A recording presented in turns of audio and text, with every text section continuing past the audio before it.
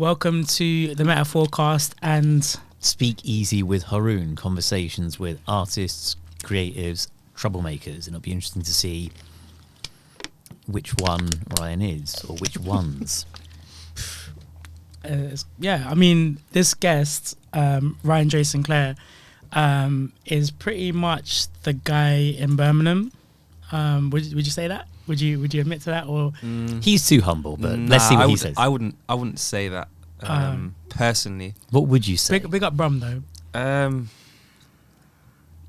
just creative, trying to make a difference in different areas. At the Humble, moment. he's Yeah, humble. big up Brum. Big up Brum. Absolutely. But you do rep Brum. Like when I think of Brum, your name does pop into my head.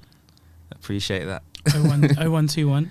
Yes, postcode. Postcode. Yeah. Do you remember when London used to be 0171? Now it's 0207. Dude, And I remember when London was 01. 01, you know. 01. 01. I'm talking okay. about like 1985. Wow. Okay, that's 2 years before I was born. I didn't even know there was codes in London. Like I didn't know it was the same. No, so it was like, 01, then it was 0181, then it was 0207 and 0208. And now I think it's that, but 0203 as well. Oh wow, okay. Because you know Def Jam, you know the London Def Jam is 017 or something, or 020. It's 027 or 0207. Yeah, it's to like, you know, emphasize that as well. So I thought that was really cool. Another bit of music trivia. Didn't even know that. Yeah, man, it's the Def Jam office in London. I think Pot of Paper is with them. I don't know about Nines. I don't know about the record situation with Nines, but yeah, definitely Pot of Paper. Is that the one that Wretch is a part of? I think so. Yeah, he's the creative director for the Def Jam label we're talking about. Yeah, that makes a lot of sense. But that's crazy because his day job is creative director there. Yeah. He's also got the CBD oil business, which Yeah. I don't know if you've ever been to one of the stores. No, I've not. Have you been? Yeah, just to look at the prices. Okay. And I was like, I'm not sure my organs could fetch enough money to buy some of the stuff in here. And the like stuff is for your organs as well. I love the irony. Yeah. But yeah, big up Reg. Yeah. He's in my top 10. Ever? Yeah, because so we had you guys are going to see the episode after Ryan's, but Sarah Callahan. Mm-hmm. Do you know have you met Sarah? I've heard of her, yeah. Yeah, so we actually had her put her top 5 on the podcast, and then I had to put my top 10, top 5. Is that UK and US, or is it Just one? UK. So just UK. So Okay, basically, yeah. with Sarah doesn't listen to huge amounts of US music. So her top UK. 5 was very much UK I'm and pretty grime. much UK. Mm-hmm. He's that way. Mm-hmm. But because of my age and my era, I was Yeah. like, do I get a top 5? And they were like, look, you can go do hip hop. So then I started naming my top 5. So Yeah, Okay, I understand okay. there's nuances between grime lyricism and hip hop lyricism. So I don't know if it's the nuances. A lot of it is to do with the Flow style pattern. of beat, the flow, and the rhyme patterns. yeah, and also like content and lyrics and stuff like that. So, because yes, Americans wouldn't classify some of what the UK artists do as lyricism, but then we do. I've heard Americans say that. They're like, come on, we But- grew up on like Mos Def, Common and Black Thought. I'm not. You can't impress me with Stormzy. Like, come on. But I Americans going hard. yeah, but what I think we do well in. I don't know. Like I know you've got the Birmingham experience as well, but what I think UK MCs do really well is within the culture that kind of, you know, 2 decks and a mic go. Like we have that arena where we're constantly testing each other and testing ourselves, which In what way? well, you know, like when you do like radio sets, or if you go to like a party and then People clash. people clash, people spit, and like even from like pirate radio station era days, like all the MCs that you see now that are big came up through that underground where like they were just constantly, there's DVDs, there's hours of content of just Yeah, no, I've them heard. spitting Like, for it seems stuff. like a lot of those artists had like reams of lyrics in their back pocket, Yeah. ready for if someone was going to test them. Gets actually had like the notepad, you know, remember the notepad? And he's I've like, yeah, I seen got some one for clips. this one. Yeah, I was like, okay. Yeah. And then obviously, yeah, Birmingham's got like Socks and then Socks. Invasion. JK. JK. There's a JK. massive grime Yeah. scene in Birmingham. Yeah, Lady Leisha's still sick. I'm still Yeah. waiting for an album, like a proper album from her though. I think Yeah. something's coming soon. Yeah, I 'cause don't she's know still when, sick, but yeah. like her sending for what's her name? Ivorian Doll and then the one before that with Paige Keiki is that was a techie one. Head gone. Yeah, the UK has that, but then also because hip hop side in America, it's got a couple decades on us in terms of like contributions in terms of albums and artwork and bodies of work from artists, which we need to do, which we've just started doing. But I think we're starting to see that. Like if you look at, for example, Wretch and Kano and Dave now, and Dave's put 2 out. Yeah, you know, Kano's put somewhere between 4 and 5 out. Yeah, but Wretch has put at least 3 to 5 out. Yeah, it's funny because like and Dizzy as well. Dizzy's Boy in the Corner is always going to be one of those like. But dude, like my professor from undergrad would chat to me about Dizzy Rascal and Fix Up Look Sharp. Like that was an album that just cut through class and generational divides where people, you couldn't have that playing without people just stopping what they're doing, stand to attention and just pay attention and be like, what was that? Yeah. Kano's Home Sweet Home is still my favorite though, from that era. But then Kano's dropped. I love the last album. Made in the Manor, and was that the latest one? Is it Hoodies All Summer? Yes, Hoodies All Summer. That's my favorite. The last 2 Kano's done has just been a different level, like different echelon. Like Trouble is a banger of a track, and the music video is quite traumatic. I don't know if you've seen it. Yeah, I've seen it because there's a little cipher in the middle with him.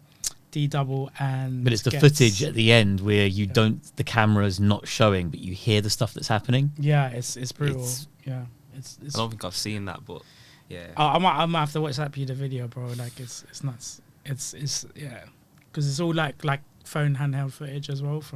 But it's not real. I don't think it's all like acted out, but it's still kind of like very realistic. Yeah, I mean it's tackling what happens when you come into contact with the police in this country.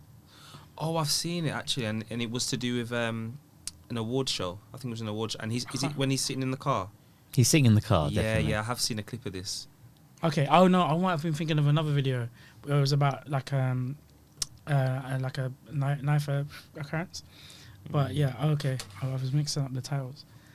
But that's cool. Anyway, going back, we just diverged off into music. But we have Ryan Dre Sinclair here. So like, what is Ryan Dre Sinclair up to these days? Right now I'm doing quite a lot, to be fair. I'm working on a EP at the moment. Okay. I'm developing a spoken word theatre play, which I've been working on for, I'd say, 2 to 3 years. Done a sharing in May this year as well. I'm working on that. I'm still doing the events, the Empower Poetry events in Birmingham, which are bi-monthly. What else am I doing? I'm just trying to put my hands in anything creative at the moment. Yeah, I hear that. But also knowing that I'm also a person outside of that, and not to... I think what I've learnt recently is my whole profile or identity doesn't need to be creative, and it's become a beautiful experience just reaffirming that within myself. But the creative things I am doing, I feel like I'm challenging myself. It's stuff that I've not done before. I'm still performing, not as much as I was the last few years, but that's something that I'm working on to get back in the second part of this year and get back out there, and in London as well. Yeah, I think you're one of the only poets I know that frequently goes between, you and Sammy Rhymes go between London and Birmingham, because Sammy Rhymes is active. Big up Sammy Rhymes. But yeah, like I kind of want to get into as well, like how you kind of got into poetry. Like, what was your first experience with poetry, and what was your first poetry event? Like, how did that go down? I'd say my first experience was probably deriving from hip hop that I grew up listening. So my brothers would put me on to like Nas, Tupac, Lauryn Hill, Mobb Deep. So very much,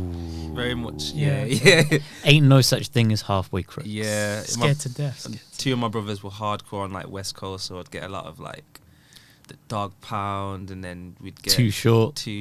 We'd get even like lesser known artists like Mac Dre, Looney Coleon, and the Jacker.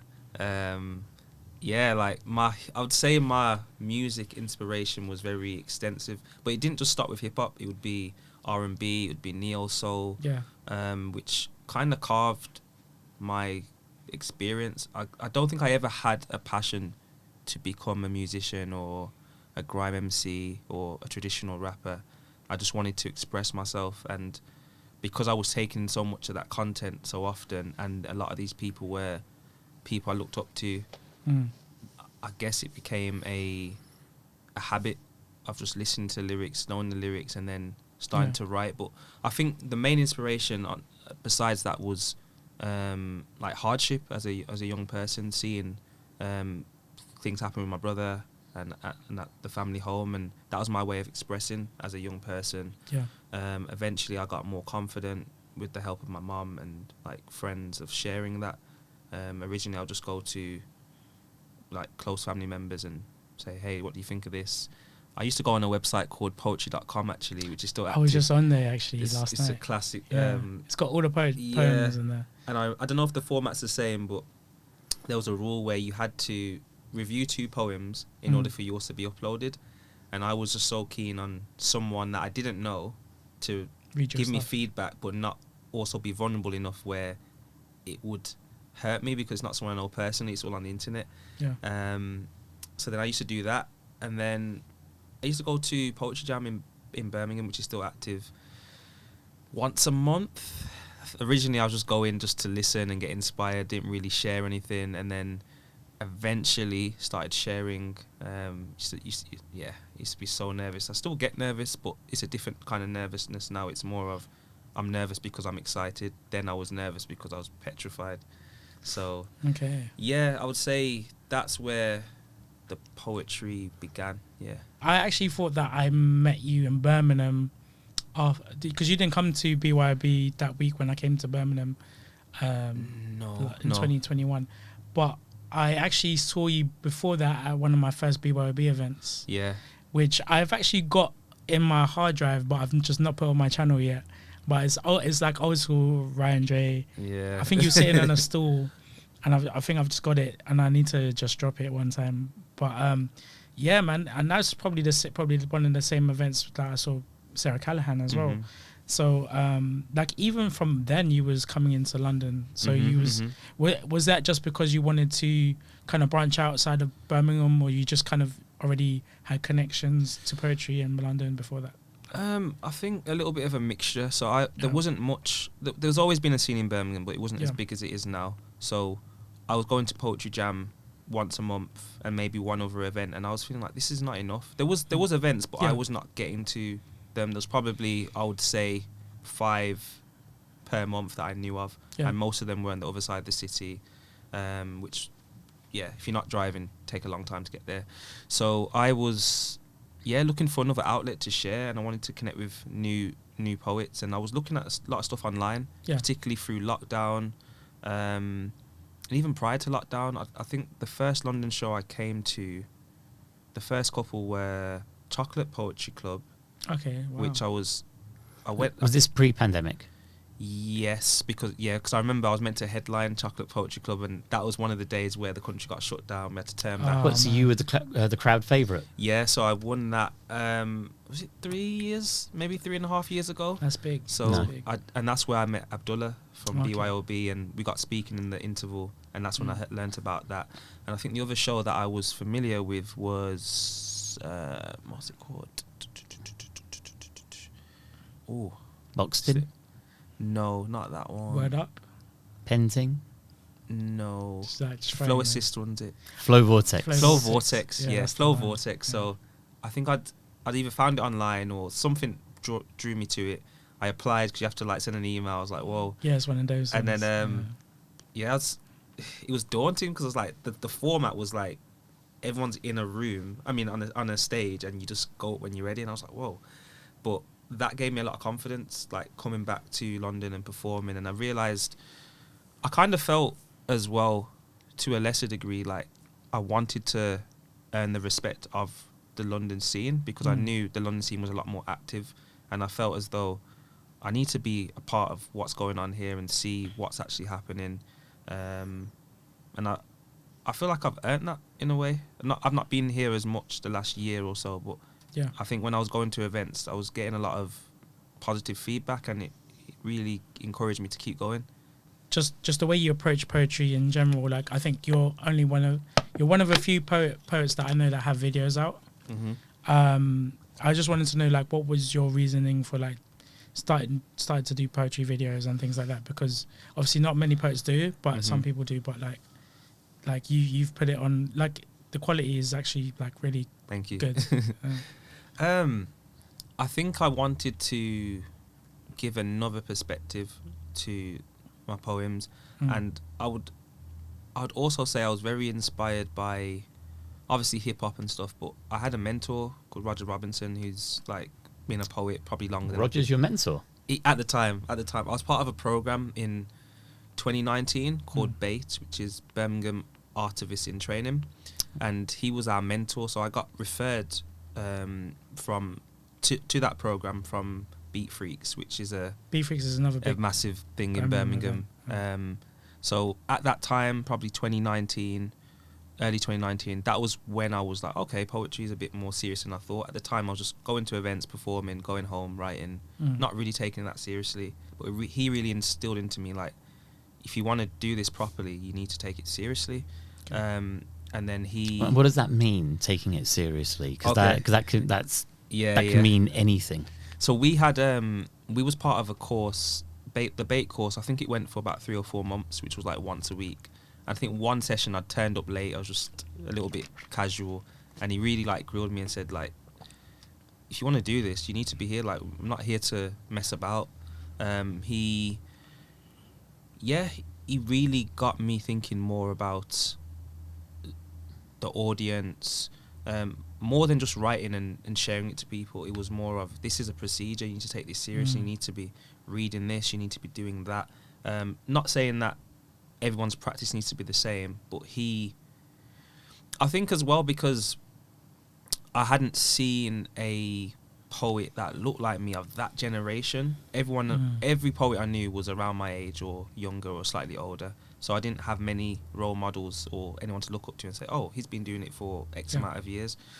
So he really put me onto the Arts Council, which I applied to numerous times, and eventually I got funding for DYCP, which is Developing Your Creative Practice. Yeah. And I got funded to deliver poetry videos. So I was like, well, this is something I want to do to develop myself and see what happens. And then that's why those series of videos came out in like an 8 or 9 month period. Oh, cool. Yeah, because you literally just dropped it in the poetry group as well. And yeah. What's the process usually, and like how does that work and things like that? So it stands for Developing Your Creative Practice, which is it's from the Arts Council, which is the biggest arts funder in the UK. So you can apply up to, at the time, it was between £2,000 to £10,000, but now it's gone up to 12. Okay. So this covers pretty much every genre of art. So you can be a dancer, a writer, a photographer. It can be pretty much anything. They've got like a tick box. I would say it definitely shifted my perspective on art. At the time, I was doing open mics, very rarely getting paid, which was, at the time, I didn't really care. I just wanted to express myself. But that showed me something different. Like, there's actually institutions that will support creatives, whereas I used to think it was very much a club where you have to be in a certain circle to get support, but that kind of opened my mind. But I would say, because you have to kind of apply, because you have to kind of get vetted first and then apply. Is that the Arts Council is on a website called Grantium, which is like an old system. You basically register on their profile. They've got guidance on the website, but what I would say is get an old template or someone that's been through it, because a lot of the language can be quite difficult, especially for a lot of us as creatives. It's not designed for us to write, I would say. Okay. So Roger, he showed me examples. He gave us templates in sessions. And really kept supporting us to apply. And even if we got knockbacks, I think as well, my experience, I got a lot more knockbacks with them than successes. Okay. But that's very easy to, I think if for someone that would apply one time and get a knockback, it might be discouraging. But I feel like that's part of the the system anyway. It's kind of, even if your application's great, but I would always encourage people to go down that route. I'd done a workshop around it a few months ago in Birmingham, 2 workshops actually, one at the Hippodrome Theatre and one at Warwick Art Centre.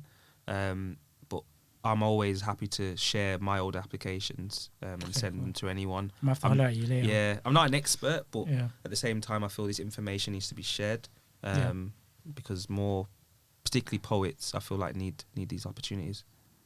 Obviously, you do workshop facilitation. You perform. You also have like a Southbank residency, which is why you're going to be here on Tuesday. Yeah. So can you tell us more about the Southbank residency and what that? How did that come about? Yeah. How did you get it, and what exactly does it entail? So I think I was on Instagram some point last year, and I saw an advert, and it was it's called a Reframe, which is a residency with the Mac in Birmingham, Apple, Southbank Centre in London, and the Factory in Manchester, which is basically creating, I think, 80 black artists across the UK in 3 different mediums, which were photography, music, and film. Okay. And I just thought, well, apply. So like, you get a small grant, you work with professionals and other creatives. So just applied, went through a vetting process, ended up getting through. So I've been working on that since, I believe, February, March, for a few days each month. And we've basically been working in small groups where we've put together all of our art forms to, produce something for Southbank, which, from my Googles, Southbank seems to be a big institution. It is, man. I've never been before, but, once a few months ago when we came to visit, but other than that, I've never really been. But I know they've got a poetry... library. It's like the biggest collection of poems. So when poetry, sorry. When I went there, I was. You went in there. I was gonna walk over there, so basically we was having like a little talk outside, and I saw that, and my natural body movement was to head over there, and everyone was like, "Wait, where you going?" But the program it's been a learning curve. It's not been all ups. It's been difficult at times. I would say I'm more so glad of the networking opportunities, meeting other creators that are doing positive things. I'm not sure what the final outcome will be. Obviously, there's Tuesday, and it will be on showcase throughout the summer for free at Southbank Centre. But I guess I'll just put myself forward. I don't know what the longevity of this will be, but I've enjoyed the networking aspects and learning little bits and bobs about film and photography. So, I actually do love that attitude of just putting yourself out there, and you've put yourself out there. You're applying for things. I think that's something that all creatives need to learn, is to kind of, because when you first start out as a creative, you've got the imposter syndrome firstly, and then just your inexperience already, and just whether you can make it happen and manifest opportunities. But I think that makes you kind of hesitant to put yourself out there. But if you don't, then it won't happen. So there's that thing of just getting over yourself and doing it. So like, did you have any obstacles in your early career? Yeah, many obstacles. I think one obstacle I had, especially when I was going to my first initial poetry nights, I felt a bit isolated. There was a lot of people a lot more experienced than me, and I've always traditionally been an introvert. I wouldn't be the most talkative person, especially if I've not performed at that time. I was so nervous about performing, I wouldn't necessarily go and speak to someone. So I definitely felt a little bit isolated. I would say another obstacle I had was I was quite shy to share my work or let people know that, this is what I'm not what I'm into, is what I actually like to do as well. I guess I'm not too sure where that stigma came from, but there was definitely a level of confidence I needed in order to let people know, I'm doing this. I remember speaking to some friends. I used to live in Manchester as a student, and I remember speaking to a few of my mates and just kind of telling them, I'm going to do this. And it was very much, they took on what I was saying, but they didn't understand how much that meant to me at the time. Yeah. As time has gone on, they've started to understand, you can because now you're moving now. Well, I wouldn't even say that. I think... Not even moving, but you're achieving things. Yeah, potentially. But I think at the time I was very much like, I'm going to do this, and I was still not 100% sure. So that nervousness or that uncertainty probably came across to them, and also they'd never see me do anything creative. They were just like, oh, yeah, it's Ryan from uni, or we're friends or whatever. There was no, it just come out of nowhere. But over time that's changed. I'd say other obstacles as well. Self-doubt, definitely, and imposter syndrome was a massive one. Yeah. I think one time the first time that happened that I really remember, especially in London, was I think the Chocolate Poetry Club. After like that moment and following and seeing like a flyer with my face on was like, whoa, what is this? Like, this is on one end it was like, whoa, like this is a madness. This is like the best feeling in the world. And the other hand was like, oh, I'm actually having to do this. Like, it didn't happen because of COVID, but I was still very much like, whoa, this is, I don't want to self-sabotage. Yeah. And I definitely had those feelings like, oh, don't quite know if this is, if I deserve it. As time's gone on, I feel like I've stepped more into I'm more assured of myself and what I want to do. Just as a person, not just poetry or art, just genuinely me and what I want in life. But I think that comes with age and growing. So yeah. You've worked with Roger Robinson, and that mentoring would have obviously sort of helped you in your craft in terms of like writing and just the business of being an artist. Going for the develop your creative practice grants. But you're talking about the early nervousness of being an introvert and sort of struggling with the imposter syndrome and being on stage.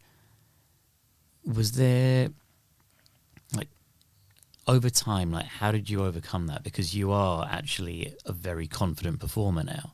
Like, you have a certain stage presence, you project your voice. Like, what was the journey of getting to that point?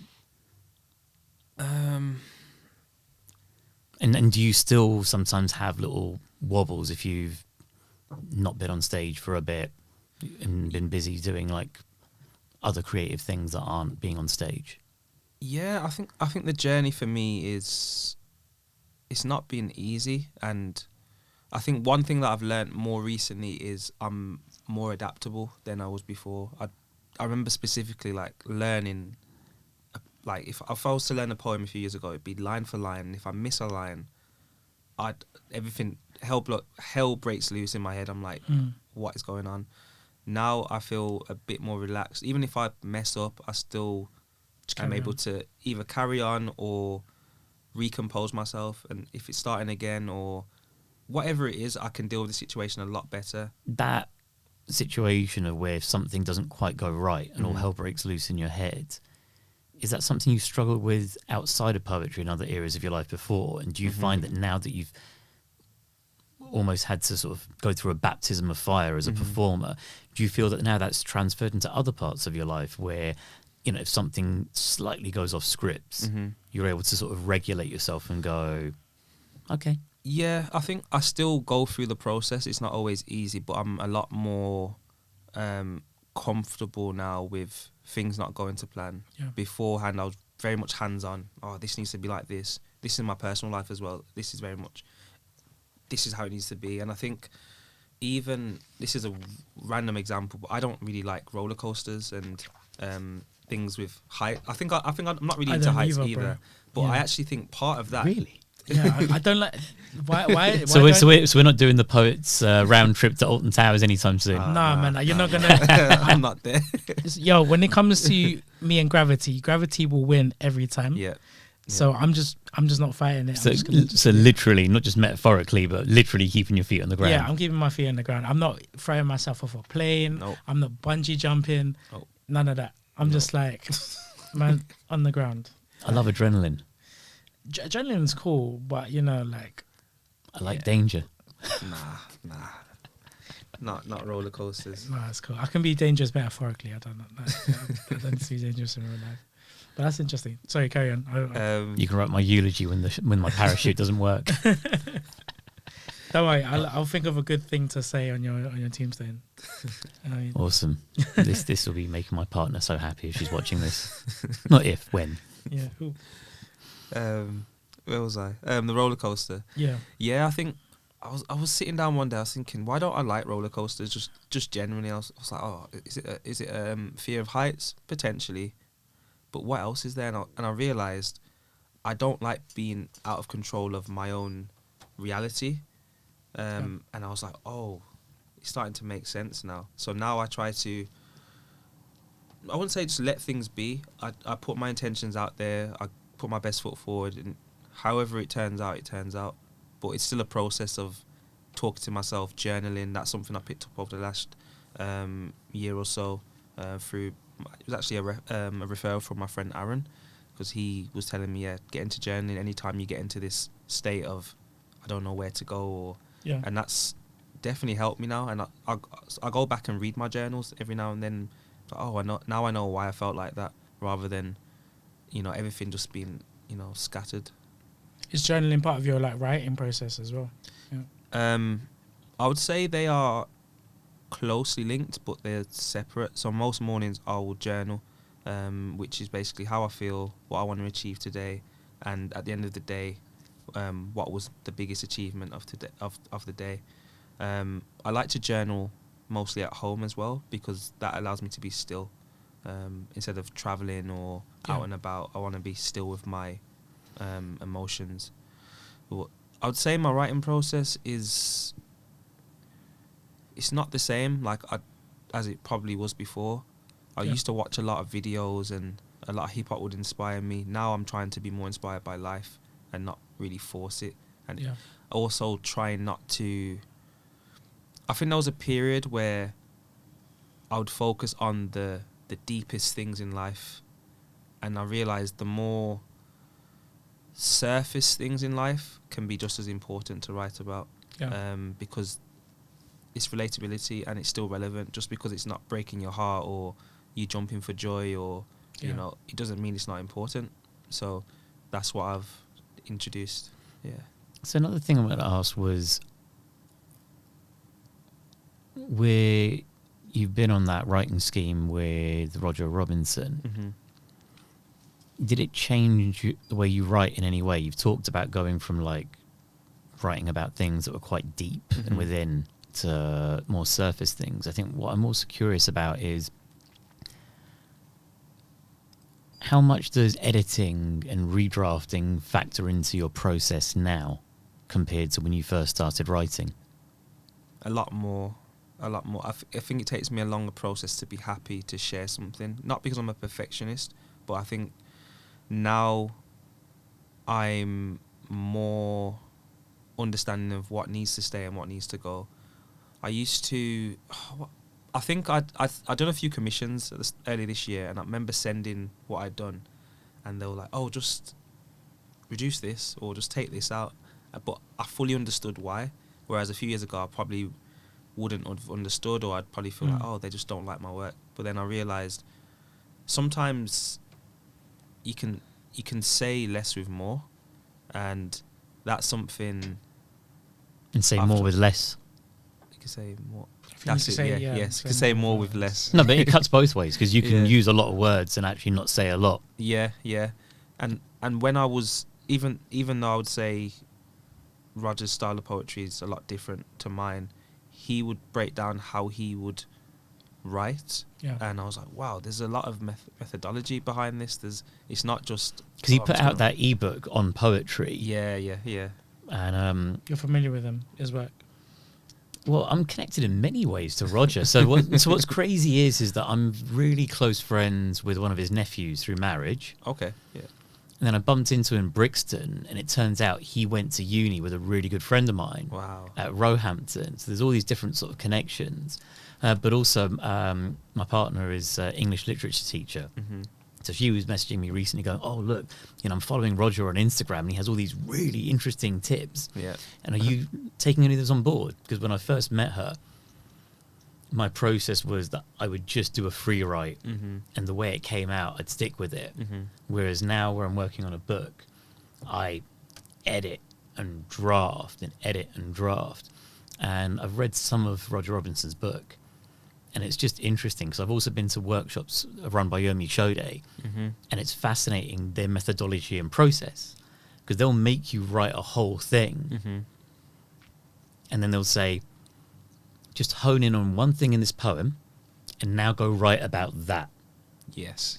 They won't, it's never about you do the thing and it's and that's the finished poem, or even just try and, cut a bit of this. They'll make you write a whole page and then hone in on one thought and 2 lines and go, you're going to discard that. The whole point of making you write the page was to get to those 2 lines. Now jump off from those 2 lines and do the next thing. And you realize that there's a whole journey. And that's when you figure out, okay, there's a reason why these guys either win or get nominated for T.S. Eliot prizes, because they take the meticulousness of almost like a screenwriter or a playwright to a poem, where it's really humbling when you get exposed to the craft of writing poetry on that level, because you actually realise that the potential is infinite. I'm so tempted to. So I've got a line in a poem. I've not finished it, but it's remixing Jay-Z's rebuttal to Nas. Like, you made it a hot line, I made it a hot poem. Yeah, so made it a hot line, hot song. Take over. So I wanted to say I made it a hot. You made it a hot line, I made it a hot poem. But there's so many ways to write. But I think for me the big learning curve has been when you write. In the early days, you think, I just vomited this thing out. It's amazing. And you actually realise, no, that's the piece of clay on the kiln. That's a draft. And then you're going to go play with it and do things afterwards.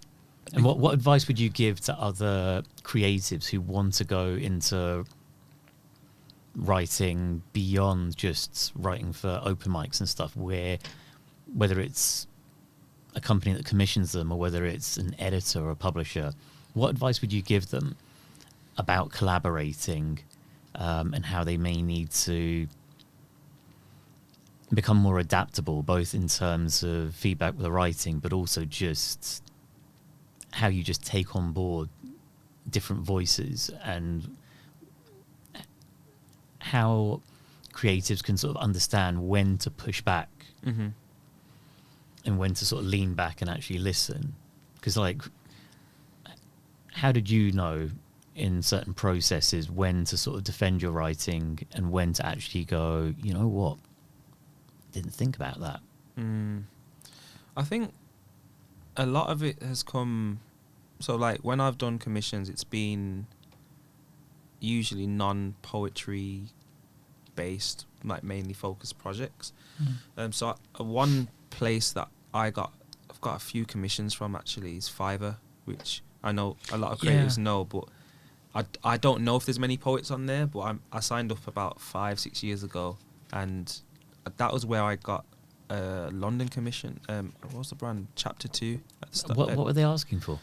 They were... You're saying it's non-poetry? I mean, in terms of their branding, it wasn't like, oh, our brand is around poetry. It was... What was that one? I think it was a marketing brand about their workplace, which is... They didn't have much creative stuff going on. So when they were giving me feedback, I took my ego out of it. I just thought, you know what, they're from a different world to me, but at the same time, I'll believe in what I'm sharing. But if they're asking for a few modifications, I'm okay with that, because I still feel as though I'm still putting my best foot forward. But yeah, that's what I would say. I think once I've written something or I've shared it, I try to take... I see it as, okay, it's for the world now, or it's for whoever I've shared it to. If they want a few changes, that's fine.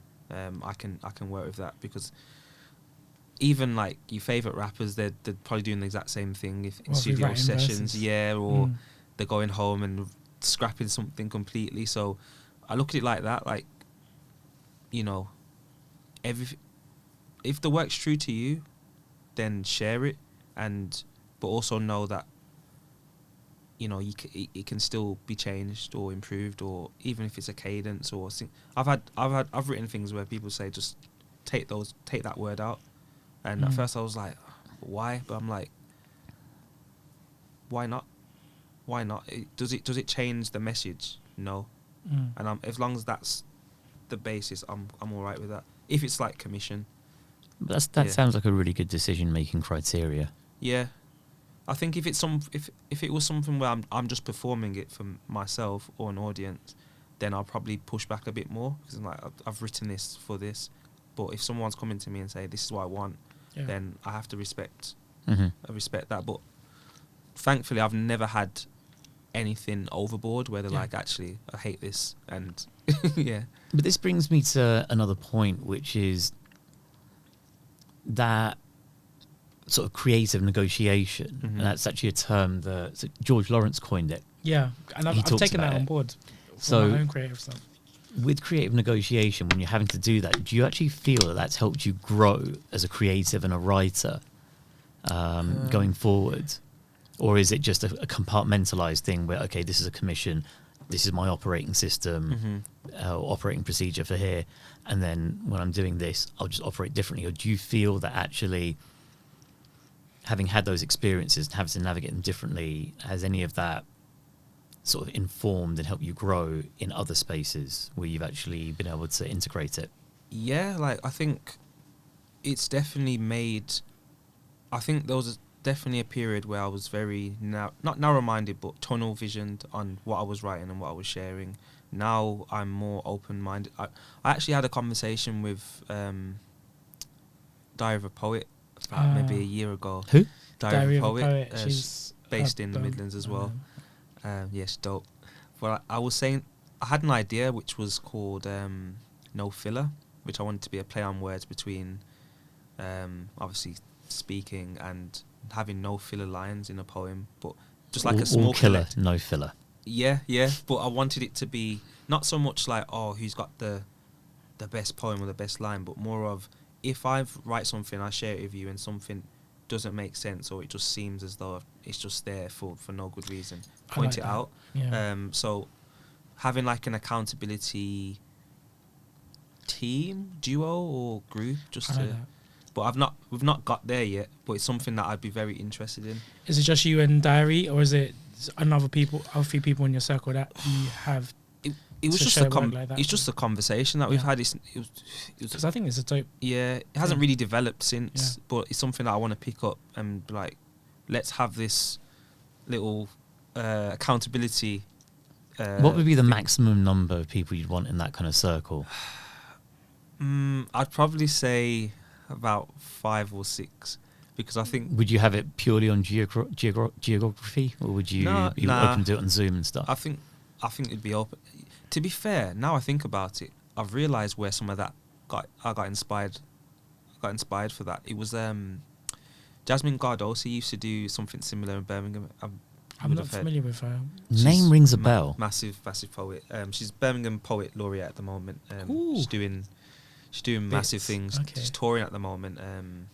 She's touring her show. I forgot the name of it, but you should check it out, definitely. She's dope. Yeah, I might have to hear that name off you later. Yeah, no, same. Yeah. Birmingham Laureate. Yeah. So we was, she used to do a workshop on Saturdays at the Hippodrome, where you'd have literally a room of poets, about 30 poets, and you'd come in, share a poem or on a theme from the week before, and everyone would give you feedback. I went a couple of times. It was more traditional page poetry, but I still enjoyed it. I like that. Yeah, it was still like, even though it wasn't my comfort zone, I was very much like, I'm still learning here. I'm learning other people's methodology as to why they wrote something a certain way. But back to your question, I would like to keep it kind of small, because I think if you've got 20, 30 people saying, oh, actually this, eventually it's like, well, what's the point? Like, yeah. But I would more so want it to be people that are not going to be offended, and also not be afraid to point something out. And even if you disagree, I think it's got to be an open space to be like, okay, you know what, I don't understand this, or why did you do this? But with the same goal of, we want to become better. Okay. And I think a lot of, again, I'm going back to hip hop, but a lot of my favorite Haroon artists, doesn't mind. Yeah, I'm here for it. I've heard them say like, yeah, was in the studio and this person kept me on my toes, or you know, they dropped this song, so then I did this, and those kind of things really resonate with me. And I think that element of I don't say it's competitiveness, but something to make you want to keeps you sharp. It's like they say, iron keeps iron sharp. So it's something I've not really started yet, but I want to.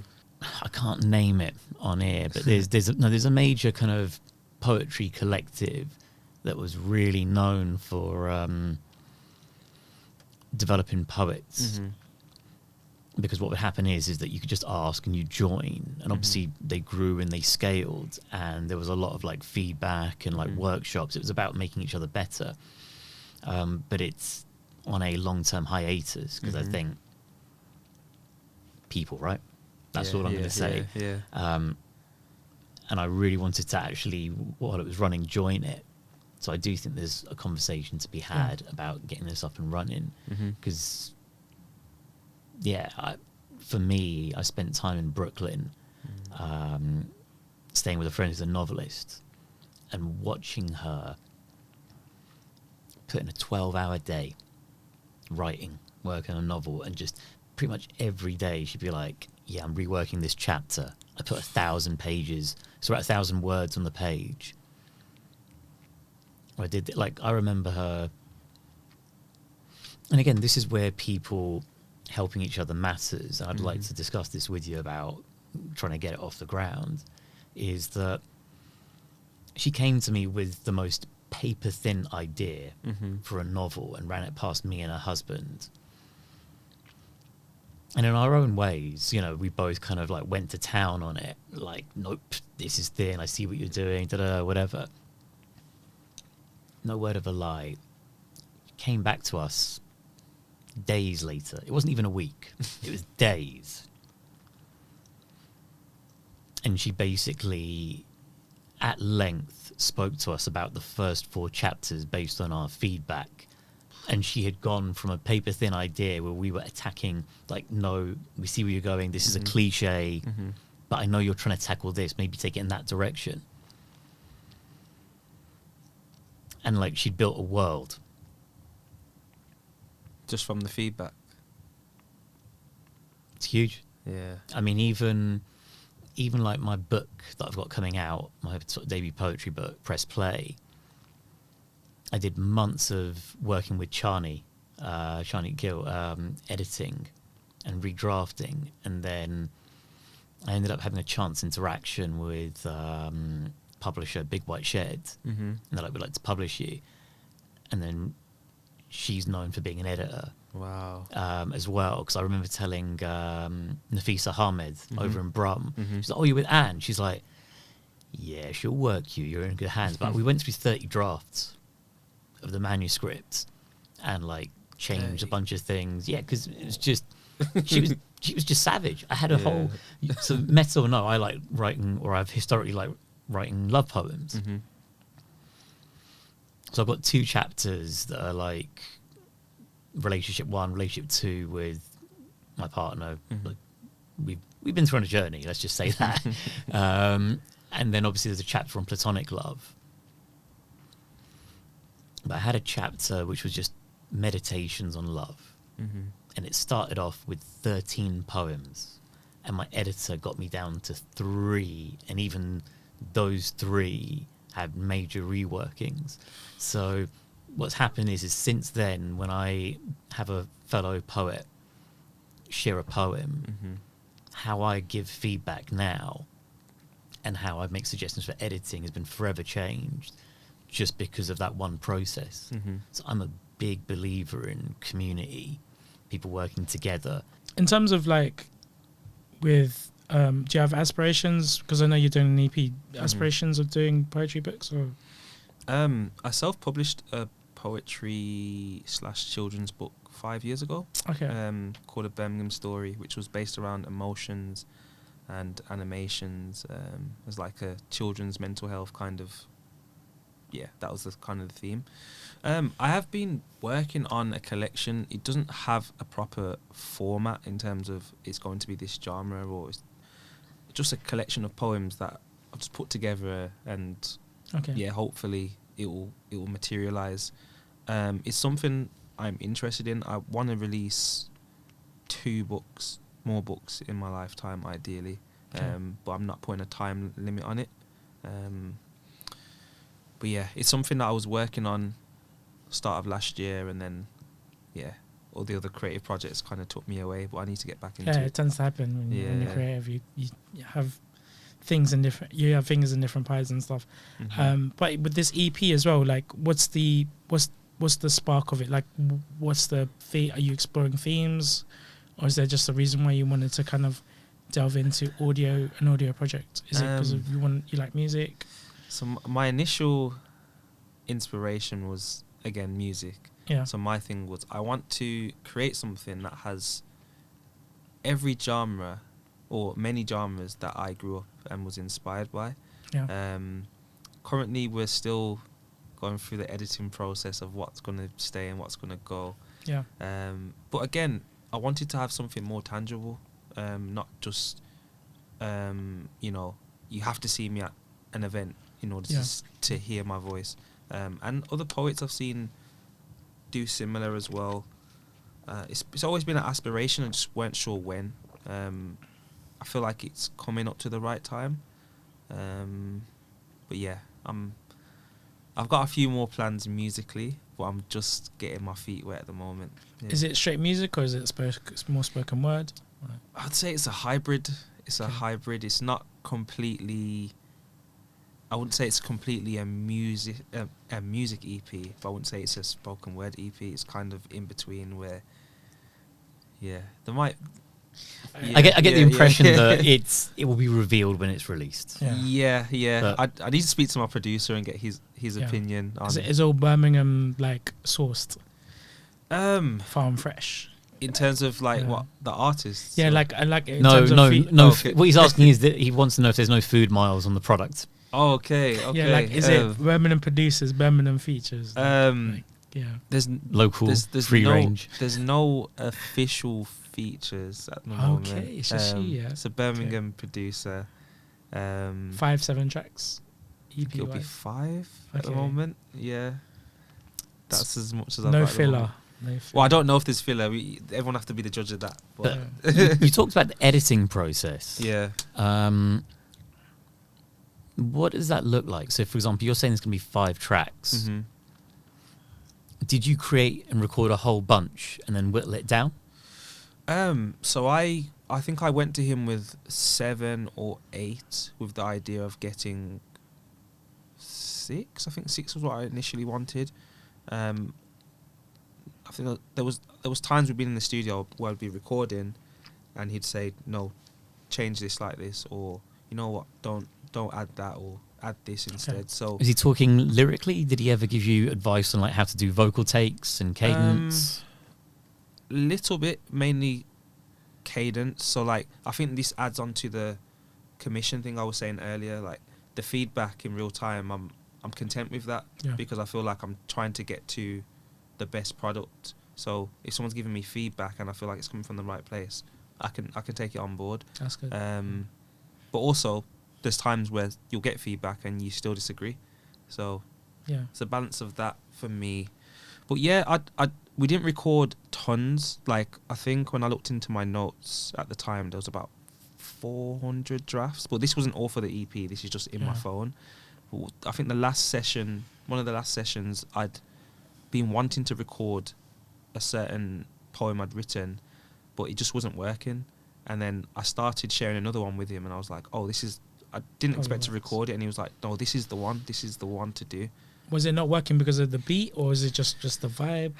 Well, I went there with a poem, and I was like, I don't really know how it's going to work. And I started writing, and it just wasn't. I was just like, this sounds too similar to this other one.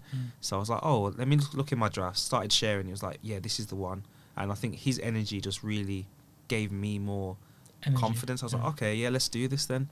And I'd probably say, at the moment, it's my favourite track. Joint favourite with another one out of 2. Yeah. Have you ever found when you're in the studio and you go with your notepads or your notes app on your phone and you've got this wealth of stuff that sometimes you end up writing something fresh when you hear the music, even though you've got a wealth of stuff to sort of pull from? Yeah, definitely. I think I tried to.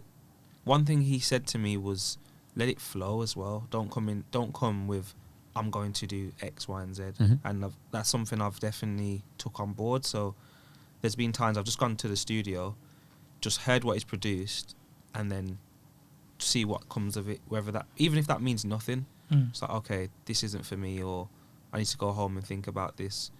We've not had tons of recording sessions, but a lot of it's been off energy and vibe, which I think is why we've worked well together. Whereas before I was like, I was trying to chase a producer for months. How did you know that this producer was the one? I met him at an event that I performed. He performed as well, and we was having just a general conversation about music. And then months later, probably about 6 months later, we picked up on it again. And I was like, I want to produce something you produce. Like, and he's like, yeah. Like, the energy was very much the same, and kind of the conversation we're having around music, it was very much the same kind on of the same vibe. And I was like, even in the likelihood of him not being the best producer, then we've got a frequency now which I think can be worked on. And well, I'd say his production's top tier, but I really like it. But again, I think that's his attention to detail and the frequency. But at the same time, you'll meet people that don't have that and they can produce anything. But I needed that natural connection. Yeah, I think you need a connection, like especially with like, I'm going back to Nas, right? Yeah. Just the Nas Hit Boy combo. It like, there's something that, and this is the same with like producers in general. A good producer, like a good director, will communicate, because you're basically an instrument, right? Mm-hmm. And he's kind of like the conductor, and he's just basically trying to get the best out of you, and that communication is essential. Yeah. Because if you think about Swiss Beats and DMX, right? DMX didn't want to do Rough Riders Anthem. He thought the beat was too simple. And that's insane. That is like, and too basic. But I mean, it became one of his biggest signature tracks, right? It's a hit. So, but again, you I don't know if you caught any of the Pusha T interviews for the most recent album. The one about I've seen the Pusha T one about Daytona and Kanye's influence of just those 7 tracks and stuff. But no, not the because he was talking about how that is actually a sick album, by the way. The Daytona. latest Pusha. Yeah. No. The latest one after that, when it's almost dry. Yeah. That's my favorite one. I'm talking about. Is that's the one where Pharrell does about half the tracks? Yeah. And Kanye. Pharrell stuff, yeah. So Pusha was basically saying, look, Pharrell basically, so Kanye is he's like a big Pusha T fan. He'll just be like, look, just lay down some bars, And just rap, and I'll make a beat around it, and that's it. Whereas Pharrell really produces. Yeah. Pharrell will be like, do that take again. Try that cadence instead. And to me, I think that's what potentially a producer is. Like, I've talked to producers, they've said that they get into a lot of tussles now with vocalists, whether it's singers or rappers, because they're almost trying to do the producer's job and say, no, I need the snare drum to be perfect, this, that. Where he's like, look, trust me, just write to it. I will go back and I will, take something out, add something in, play around in the mix and the master and so forth. Yeah, I think you have to allow the other person for their creative freedom as well. Unless you're going to produce it yourself. Yeah. I think you can I think I've been into rooms, had ideas, but also be flexible in terms of, better than me. So this is that's why they're a producer. Yeah. But at times he'll ask me as well, like, well, what kind of, not even necessarily what feeling, he'll ask me like, what colours are you seeing? And when I hear things like that, I'm like, yeah, we're on the same frequency here. Yeah. It's not all, like you said, it's not all mathematics. It's not 2 + 2. There's so much more to it. So I think Pharrell also experiences synesthesia, where like he can see colours in music. Yeah, and that's actually gives him an edge, I think. So yeah, in terms of the EP, and your producer, you want to shout him out? Like, he's a performer as well. You said he performs, he dances, he does something to do with theatre as well. He told me recently. He goes by the Instagram handle of Produced by 4. Okay, cool. I'll put that on the screen as well. Yeah, I think it's 4, the number 4, 00R. Yeah, he's Sick. dope. He's dope, man. That's amazing. And yeah, you're looking like maybe a 2024, 2025. I know you're not putting a deadline on it. I would like to this year. Yeah. But yeah, it's more on his timing and if anything needs to be redone or Sick. added. So I'm trying to be flexible and flow with it. But I definitely want to get something out this Sick. year, ideally. Yeah. Yeah, that's actually really cool, man.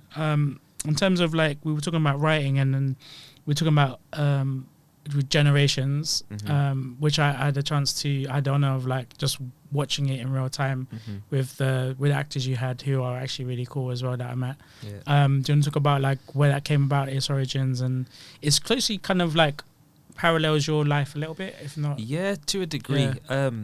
So it's called Generations, which is a recent term. Didn't have a name for about a year. So I was keen to explore conversation I was having with older generations in my family. So I'm interested in exploring how, for example, we're in 2023 now.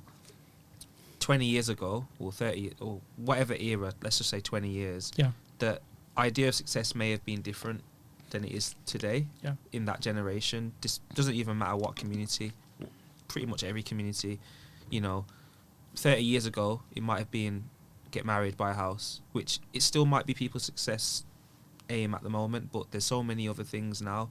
And also, I'm interested in how not only does success look different, expectations look different. Yeah. So, for example, not just expectations. I was looking at this specific thing that my mum told me about my granddad, where she would say, he'd work in a factory 60 hours a week or whatever. I'm interested in knowing that my granddad, for example, could have done all of that. Yeah. He could have been the best poet ever, and he may never get onto a stage to perform, or he may never be on a podcast. So I'm interested in knowing or exploring the fact he could work 10 times, 100 times harder than me, but I could still get better opportunities just because of the generation I'm born into.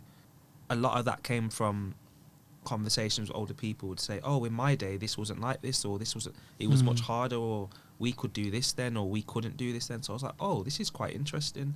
So just seeing those parallels and seeing if there's anything that matches and what doesn't. But what I'm curious about is from some of the from the exploratory conversations you've had so far, have you come across the inverse, which is, things that you could do then that you can't do now? Yeah, definitely. I wouldn't say, I haven't deeped into it completely, but I wouldn't say in terms of just opportunities, but like today's day and age, you can't say certain things that people were saying 30 years ago. You can't do certain things. Even like, what was that thing on, this is probably the most obvious example I can think of, but when they said like no Irish, no blacks, no dogs, like things like that can't happen now, but they could happen then. But I also think it's not always, obviously that's a negative example, but I don't think some things that could happen then are all necessarily bad that are not happening now. So I guess that's another talking point that I'd like to look into. Yeah. And what could happen then and what was better then. Because I think it's really complex. Yeah. I think there are certain things that are amazing now. Yeah. But there are certain things that potentially were better then. Mm-hmm. Yeah.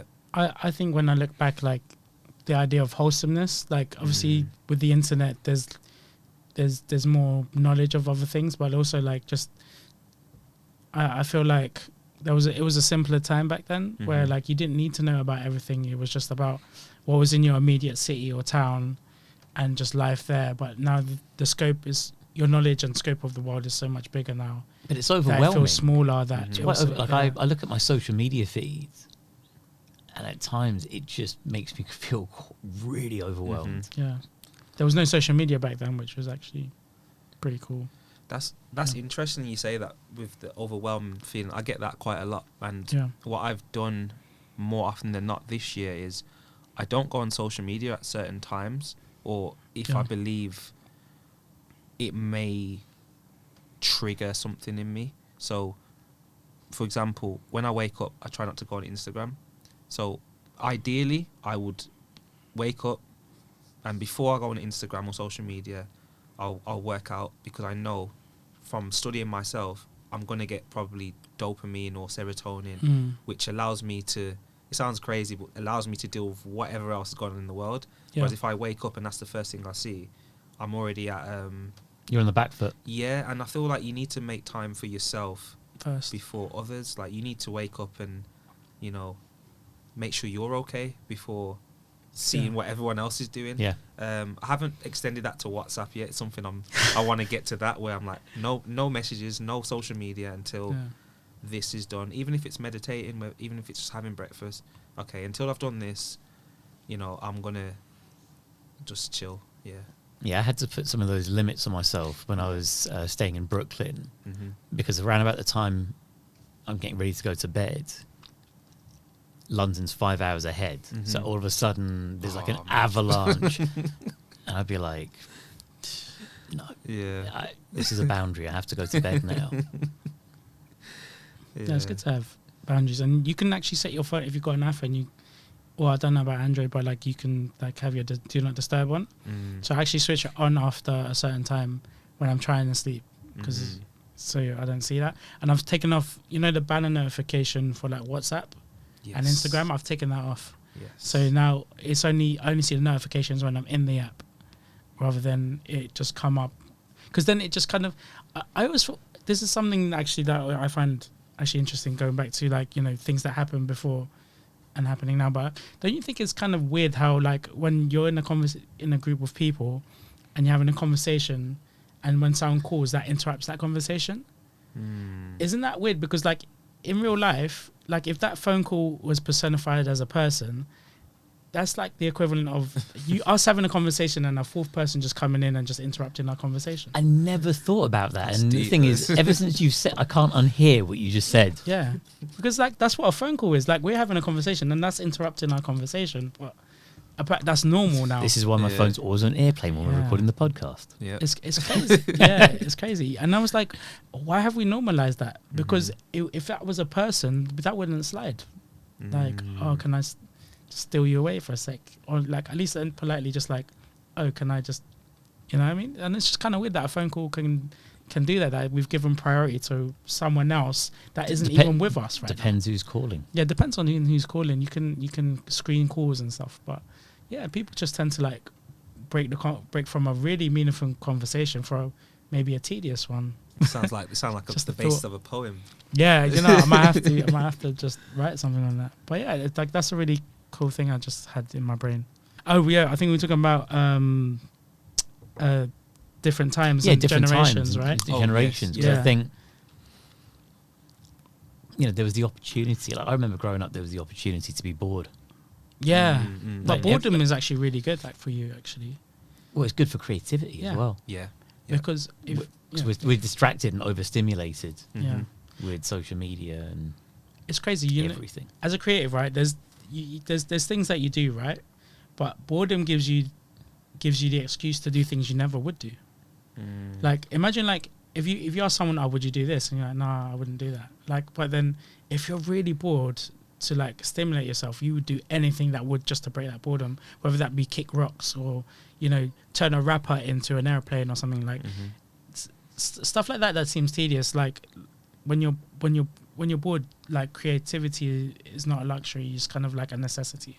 But we've spoken about this meta about, you know, one of the most important resources for a creative is time. Because if we look about comparing one era to another, I definitely feel we're in an era of being very overscheduled. We're very overscheduled. Yeah.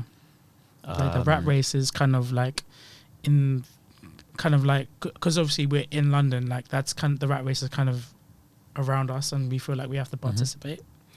But we don't have to.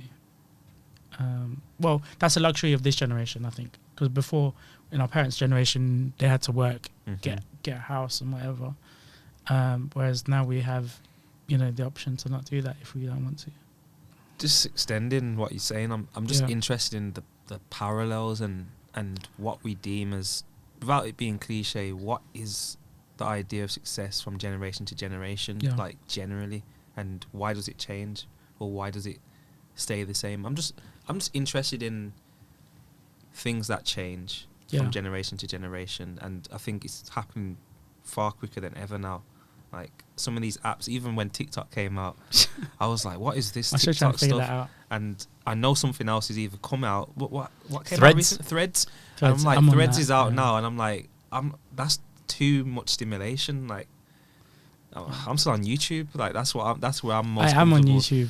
It's Go just- subscribe. To anyone that's watching, Yeah. subscribe to Ryan's and subscribe to mine and Haroon's YouTube channel. Yeah, man. Yeah. It's just like you said, a lot of overstimulation. And how do you manage that? Because on one hand, I feel like technology and the internet and social media has empowered us. Mm-hmm. Because again, like in terms of my age, when I was born in 1981, so I've done a lot of 9-to-5 day jobs, things that I wasn't good at and that I hated. And the internet's given us this chance to empower us to be like self-employed creatives. Mm-hmm. But it also feels like this war of escalation of like, you've got to be on this platform and you've got to be on this and you've got to do this and you've got to do this to stay relevant or to keep generating business. And at some point it's just, it doesn't feel healthy. Mm-hmm. How do you guys kind of, obviously you kind of like have made that decision not to check things. Like, how do you kind of, in a world that's so busy and obviously to be the pressure of like your online presence, how do you guys kind of navigate those spaces in terms of? I definitely feel it. Like what I've noticed as well is if I don't, I can go days without going to Instagram, and if I don't for enough time, I get anxious. Yeah. So I'm like, I don't know what I'm walking into, which sounds quite ridiculous in a way. It's like having an addiction in a way. Like I need to be on there to. It's built that way. Yeah, it's built to reward. It's manipulating your dopamine centers. Mm-hmm. So I think my answer is I still haven't figured it out. Yeah. Like I go into Facebook because Facebook is where my friends who are over 40, over 50 are. Mm-hmm. But a lot of them put on incredible events and there's a lot of stuff. What, Facebook events? Not even Facebook events. They'll just talk about, we threw this party or this little DJ event. I think the common thread that I'm starting to become aware of, so for example, when I post on Facebook, I get no engagement anymore because I had to take myself off because Facebook became a horrifically toxic place. Mm-hmm. But what I dislike about these platforms is because I made a decision with Facebook based off of my mental health. As a creative entrepreneur, I've now been penalized. Whereas with Instagram, I'm still engaging with it, but I'm realizing that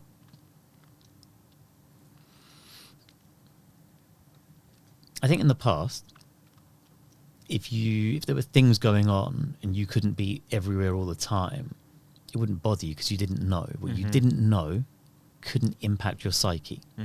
Whereas now, even when I go onto, say, Instagram sparingly, just to promote a poetry video or a podcast episode or some creative endeavor, I can't help but catch something that someone else is doing. And I'm like, oh, that would be cool. That would be cool. That would be cool. And I think especially if you're a freelance creative, because you've got the flexibility where you can go. Yeah. My partner, who's a teacher and, a single parent, has had to sometimes remind me, like, the level to which you are pushing yourself by having, attending or trying to soak up some inspiration, go there, do this.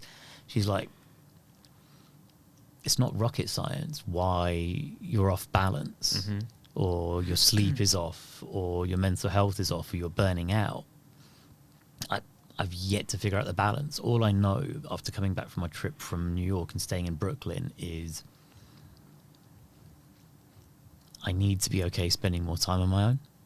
I need to be okay not being on social media as much unless I'm posting my stuff. Getting over FOMO as well. Yeah, FOMO. I need to be okay with not attending everything. Yeah. And actually becoming really focused and going, okay, this thing that I like to do, that's a nice to have,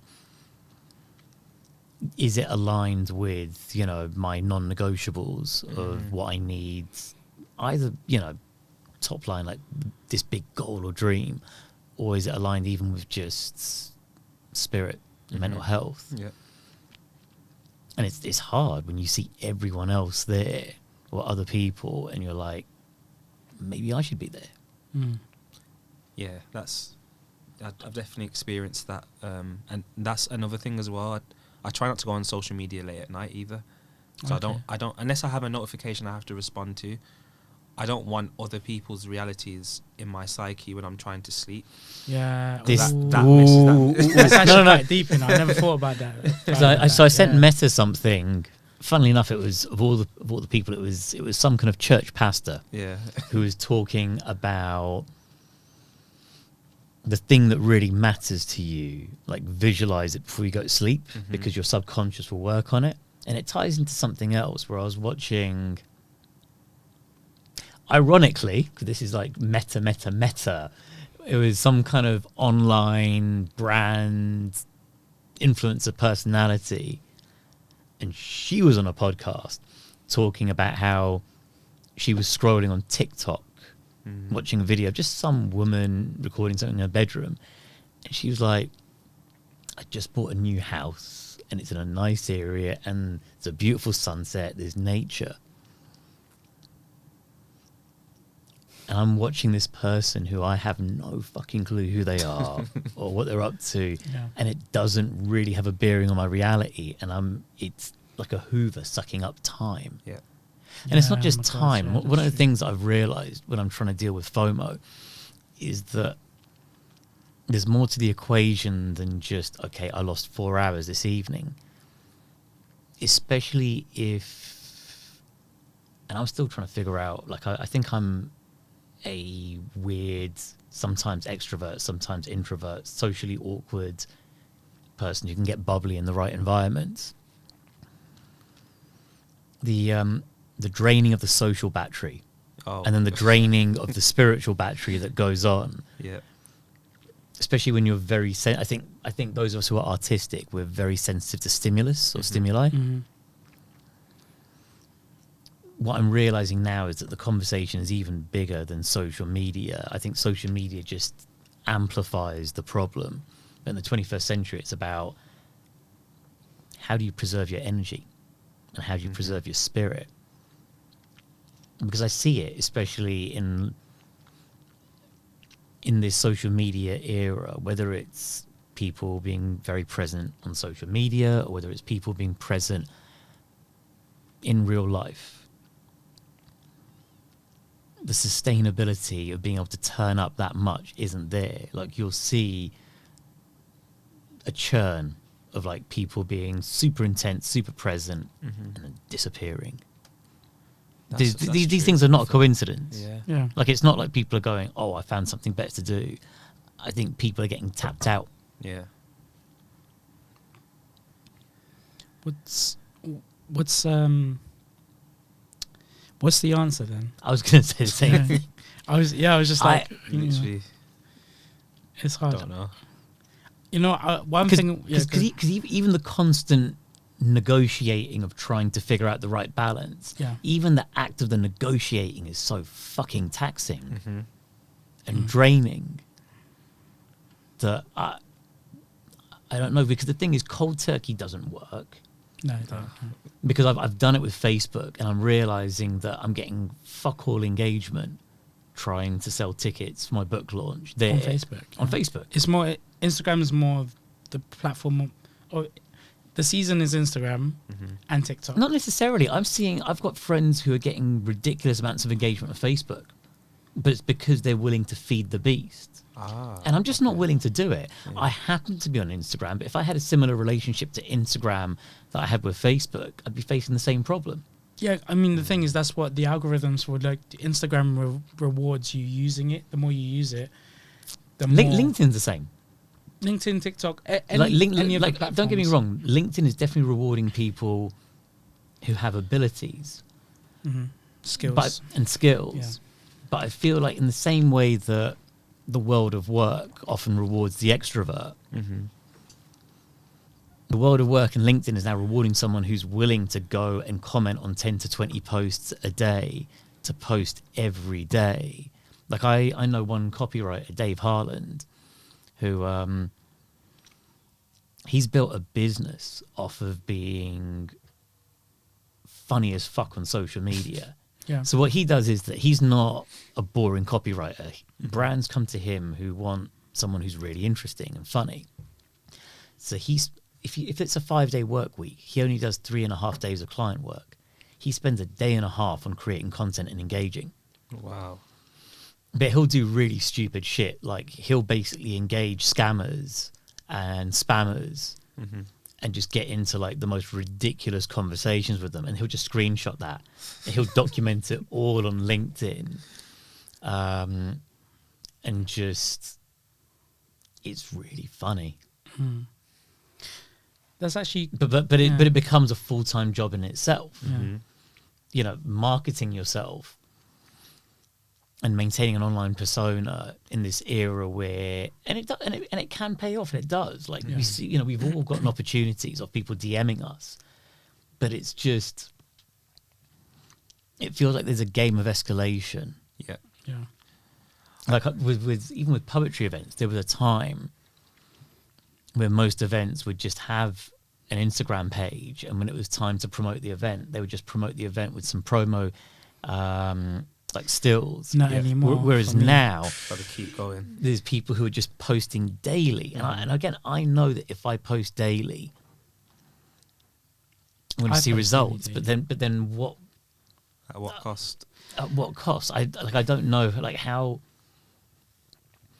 do you create the boundaries? You go, okay, I'm going to strictly do this at this time, and then that's it. Lock it off. Yeah. Because you can't. Because then if you get comments, the algorithm rewards you for replying to comments in the first hour or two, and it sends you up in the algorithm. And it's just it kind of like when you do a post, your post gets shared to 10% of your following, and then if that 10% mess with it, then that goes out to the rest of your following. But if they don't, they don't. And that's just how algorithm works, man. I didn't know it was that. I didn't even know it was that. No, because algorithms push you towards two things, right? One, hashtags don't even work these days. They've modified the thing now. The era of the hashtag's gone. But there's so much pettiness between the platforms. So, for example, at one point you could be really efficient, and you could just share an Instagram post on Twitter, and it would show the image. Yeah. And then at one point they changed the functionality. So if you shared something from Instagram, it would not show the image. So then you were forced to basically post the same shit natively on Twitter. Yeah. Which again is just... Yeah, Threads is kind of like streamlined that, because now with Threads, your following is wherever your following is on Instagram. So you don't have to build it up like you would if you were starting a new app. I've never seen someone destroy the value of a platform the way I've seen Elon Musk. Oh my God, he's got no on Twitter. He reversed, bruh. It was like King Midas, but in reverse. He just touched it and it just turned to poop. The shares went down. The engineers, he fired bare people. Like I was like, and the ones he didn't fire left. Yeah. Do you remember when he first went in on the first day? He actually carried a kitchen sink with him into the offices. Yeah. When he took the blue ticks away and everyone was complaining, I was and now you have to buy them and stuff, and then like there's a cap now. Like you only get for if you haven't got the premium like Twitter Blue. Twitter Blue you can have 6,000 maybe more tweets. You can review tweets and posts and stuff. If you've got the regular one, it's like 600, and you're like, yeah, but you know why this is? Yeah, because he basically fired so many engineers. All that's basically happened is that the functionality is now things are starting to fall off. Yeah, the scaffolding's coming undone. Yeah, and so this is just one way of just slowing the demise. Yeah, it's a good case study to watch in real time, because this is where like someone else can capitalize. They'll teach this in business schools, because I honestly feel Because Instagram is capitalizing on Threads because of Twitter's decline. Straight away they came out. Well, no, okay, no, so here's where I'll challenge this. Crazy. I still think there are far more interesting conversations happening on Twitter. What we're seeing on Threads right now is a lot of sign-ups. Mm-hmm. Let's have a conversation 12 months from now and see where it's at. Just because... Go back to hip-hop again. No, I'm going to go to a Top Boy reference. So okay, Top Boy. You remember season 1 on Netflix, which was season 3 overall? Yeah. Do you remember at the end when they framed Jamie, when Deshane framed Jamie and his brothers? Yes. And they're on the balcony of the estate, and Kano said, "Just because we didn't lose doesn't mean we won." I remember that. Yeah. So the way that I'm looking at this is that just because Twitter's going down the pan doesn't guarantee that Threads will win. I think that's the thing to look at, is because back in the day, Google brought their... So did anyone remember Google Plus, the social media platform? Yeah, that came and went. It was like the mini disc of its time. I don't remember.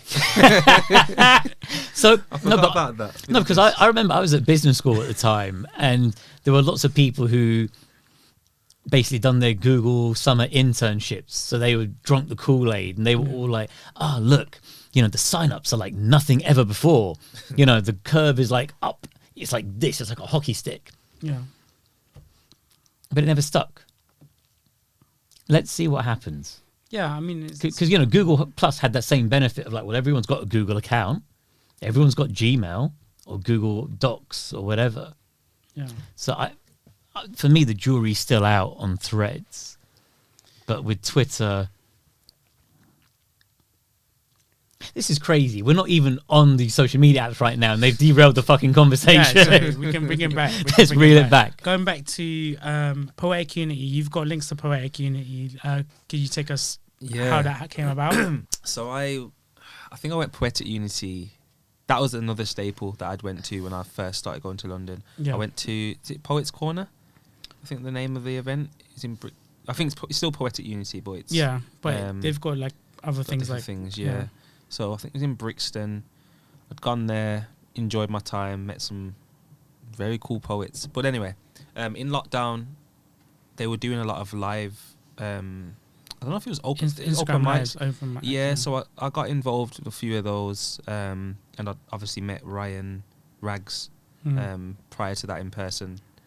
So yeah, we had a conversation about 2 or 3 weeks ago, just about connecting like the scenes a bit more. So he's got a few connects in Birmingham, and he'd obviously remembered when we'd connected previously, and we're hoping to start a relationship effectively for the Birmingham poetry scene and the London poetry scene. Well, more specifically Poetic Unity and Empower. So hopefully that will bring more poets and more opportunities together. So I feel like we align on a lot of things. Even before all of this, just not the times I've been around him, it feels very much similar wavelengths. So we're currently in the midst of creating more paid opportunities for poets to, like Birmingham poets, to come down to London and vice versa. Yeah. So from what I know, they do a monthly event and also a monthly event in South London. We do a bi-monthly event in Birmingham. So we're gonna create something where one poet from here will come up, headline, and vice versa. So that's cool. There is obviously be paid as well, just so there is a new environment and a new crowd for them to be exposed to. But obviously considering all safeguarding and making sure all those things are done correctly. So of course, it's just about expanding really and providing more opportunity. Yeah, speaking of opportunities, so like I just wanted to know, like, from your experience, because you've done both cities, like how is Birmingham different from London? And in terms of opportunities, are headline opportunities and other commission creative opportunities, are they still in London, or is Birmingham kind of getting its own thing now? Like, is it building momentum? I would say I'd say the scene is a lot healthier in Birmingham than I'd argue ever before. To be fair, there's tons of nights now. There's like I said earlier, a few years ago there was a handful of nights that I was aware of. Now a lot of poets are creating nights, not even just, well, originally it was more institutions and organisations. Now poets are creating their own nights, which is great. There's a lot more support in Birmingham than I think ever before. The people are doing, like I said, I mentioned the residency. Yeah. We had the Commonwealth Games last year, and they're doing a year anniversary celebration in the city, which is a range of artists. A lot of art companies in the region are becoming NPOs as well. So that What's an NPO? National Portfolio Organisation, which in short is organisations that the Arts Council support for a period of time rather than just a project or you know, something like that. So I'm seeing a lot more opportunities, and more importantly, I'm seeing more people get them rather than the same handful of poets or creatives, which that was one of my gripes a few years ago. I was like, okay, we've got a few opportunities, but people getting them are the same people. When there's tons of talented poets that are not getting the opportunities. And when I was coming down here and seeing, oh, they've got all these nights, but they've also got all these different headliners, it doesn't feel like, well, I don't live here, so I don't know, but it didn't feel like, okay, well, you're not one of the selected 10 or whatever. So whereas here I felt it was a lot more fluid. Like, you could be starting out and next time you could have one sharing, next time you could be a headliner, and I'm like, that feels right. You shouldn't have to, it shouldn't be the same as long as club. You're good, right? Absolutely. I feel you on that. I feel like it does seem like sometimes the same people are headlining or just at different events. So it's nice to have new blood in there and just different perspectives, because obviously everyone has a different experience on life. With Birmingham now, because obviously you've got your own event, Empower. Like, are you seeing a lot more younger poets, a lot from different backgrounds coming through? There seems to be like a new generation of poets. So like, I've noted the last couple of events, a lot of the performers are not people I'm familiar with. And I think maybe a couple of years ago I'm like, okay, I know majority of the scene. Now it feels like there's a new poet born every day, which is quite cool. I think so, that's the case. Yeah, which it probably is actually. After pandemic, post-pandemic, man, it's like the Thanos snap, but in reverse. Like, there's a lot of young, not just young, but a lot of young people that I don't know where they're coming from, but they come in and they've got something to share, which reminds me of myself maybe 10 years ago. Like, I'm just going, figuring it out, and then sharing. So it's beautiful seeing, again, back to generations, a new generation occur and what they talk about and what they share. So that's cool. Do you, as an event runner, do you have, like, in your mind, what are you looking for in a headliner?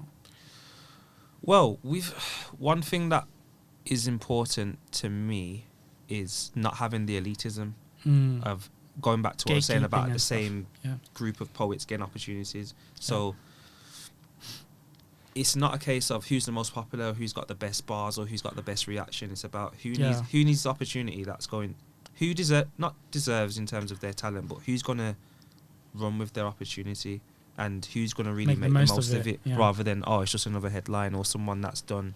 Not to say someone's credentials should go against them, but I think there's so many people that need that, because I always think of that time going back to Chocolate Poetry Club, BYOB, that was like, whoa. And obviously Roger Robinson and the Arts Council, all that together was like, whoa, I can actually do something with this. It's not just me and my notepad, and I want other poets to have that feeling, because that, I still remember it now vividly. I still talk about it. I still have, even on like my website, I still have that initial headline, even though it didn't happen, and I still have the videos from BYOB that time, like 3 years ago. Like, these are moments that I'm like, this is where something changed for me, and to be able to do that for others, I feel like a lot of people are doing it, so it's not like, oh, it's me, or it's a lot of people are doing it, but even more of it needs to happen. I agree, because with Windows I do the same. I try to pick people that don't really headline as much, but have I love seeing the potential in new people, just like having a glimpse of a line or like a sample of their penmanship, and just like they don't even have to be like great performers, but they have to be great writers. And I have to see something in them. It's not necessarily like who's put in the most time, but it's just like potential and promise. Like that's important. Absolutely. Sure. And where do you see yourself taking your platform? I know you're working with Poetic Unity. Like, where do you want to? That's a good question, because I feel as though I've accomplished what I set out to accomplish. Yeah. So it's like a case of, all right, either need new aspirations or be content. I feel like I'm going to lean more towards new aspirations, but I think my burning desire 2 or 3 years ago was, I'm in a city where there's dozens of talented poets and there's organisations that are getting loads of funding, and none of them that I know are receiving any of it. And then me coming here and performing and realising, oh, you can get paid to headline. I was like, why is this not happening? Yeah. Why is it that we've got all this talent and why am I having to come out of Birmingham to be exposed to this information? It doesn't make sense. So I would say we're now part of an ecosystem in Birmingham where other people are starting to see this as well. Like, okay, we don't need the big, organisation that's been here 50 years. We can do this ourselves, and eventually we can get to where we're going. And it's nice now because, as I was saying, I'm seeing other poets create platforms. So, and it's not the same poets, like you were saying about one person headlining, going around. It's not necessarily that. There's different crowds now, whereas before it was, I felt it was just a bit difficult to be a part of. Have you headlined at a London event? I headlined BYOB maybe 3 years ago. Wow. Arguably. Was that before I was in the scene, or was that? It must be, because I can't remember. Was it online or in person? Person. I think you were one of the early sort of post-pandemic headliners. I see. Because it was also part of like Abdullah's building the bridge between London and Brum. Like he was quite an early visionary in that. Absolutely, and I'll never forget that day, because I drove down and I think, if I remember, I think he paid me £60, but that £60 felt like $6,000, because it wasn't even about the money. It was about someone actually has gone out their way to say, I want you to come and perform here. And that was just in front of a whole audience who I was not really familiar with. And I was like, wow, this is, that. And I think RVJ has a similar kind of story RVJ, with that, with Abdullah, in terms of, I don't know the full details, but even when I went to his show last year, the theatre project, he was like, he was one of the first people that really brought him in, and I was like, similar feeling, especially in the London scene. But other than that, I was meant to do Chocolate Poetry Club, but that got cancelled because of COVID. No, I think, if they ever bring it back, they headline, bro. It's never coming back, sadly. But it was the thing is, I used to be a regular pre-pandemic, and I still think it is one of the most unique, beautiful, live, and diverse. Like you had people from all age groups, all races, different poetry styles in terms of writing and even performance style. And it was one where, I mean, it was just loud. It was, and I really missed the night. Because it was in Camden, right? And that's not far from here. Like I would love a poetry night in northwest London. And the thing is that we used to compete with all of the noise, the traffic out of the window and everything, and 9 out of 10 times we'd win. That's how loud it was. Was Miss Yankee hosting around that time? Miss Yankee was there. Who else was there? Someone else there that I recognised. I only went to that one Chocolate Poetry Club. Okay. But it was that was amazing. Vibe. Was it Paul? Is that Paul? Yeah. Paul Beard, Paul Point. He goes by so many names, aliases, maybe. Beautiful experience. So in terms of like, obviously you've come to London. So who are the London poets you kind of mostly familiar with in terms of like when you're here, like you jam with or like collaborate with or write with? I would say that's something I need to work on, especially this year. But in terms of contacts, who I'm in touch with quite a lot. Dialectic D. Yeah, she's amazing. Quite a lot. She's such a friendly person. Yeah, she's dope. She's sick as well. I was gonna say RVJ because RVJ comes to Birmingham a lot, so I'm sure he's there a lot. He's that guy, networking and stuff. So I'd say mainly those two. Yeah, but the group chat allows me to still like network and see what's happening. But when I'm at events, that's usually where a lot of the networking comes along, and it's nice to catch up with people. I don't think there's anyone else. There's a lot of people that if we're in the same event, it's just like catching up. Yeah, but like I'd say them two are the vibe. Yeah, outside of like strictly poetry, those two are probably who I'll check in with every now and then. I also wanted to touch on like you being nominated. Oh yeah. Because that's a big thing, and it's not what's the institution that that's so they have they created an inaugural Black-owned Birmingham Award last year, which I wasn't even aware of at the time. Yeah. But they're having a second event, I believe, this October, which is not just art, it's it's everything. But yeah, I got nominated for Rising Star, which I don't really know what that means or what the qualification is. It sounds sick though. It sounds like a sick. I was a bit nervous. I was like, nominated me, like, what have I done to deserve that? But at the same time, this goes into what I was saying earlier about the imposter syndrome and self-sabotage and not withholding. Even if you feel nervous, sometimes you still got to share it and say, well, this is the reality. Got nominated for that. Voting ends July 24th at midnight. So on their website, that's where it's available. And then Power got nominated as well for Social Enterprise of the Year. Again, got nominated, not too sure exactly who by or how many people. Yeah, like how do people like kind of throw their names in? I think on their website there was a nomination process, time period, but which has obviously passed. Got nominated for that as well, which I think is a testament to the whole team that's put together the events this year. We've had a much more solid team this year. So we've got a core team of a producer, a videographer, photographer, hosts now. Ricky Vintage, who's from London. He's dope, so check him out. And just being recognised it's important. Especially like I was saying earlier about getting to a point of, have I done what I've set out to achieve?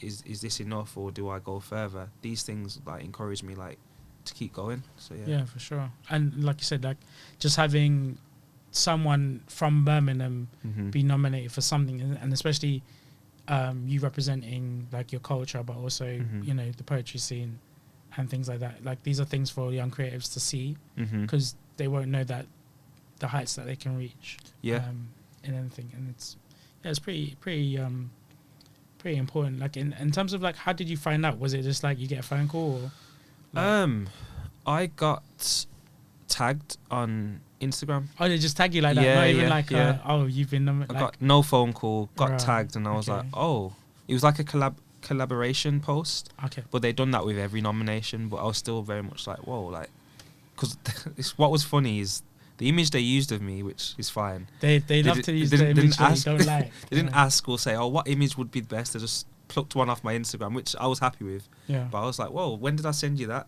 But I guess just being recognised is an achievement in itself for me. Yeah. What happens next is what it is, but I'm content. Also, do you want to chat about music for a bit as well? Sure. Yeah, let's go.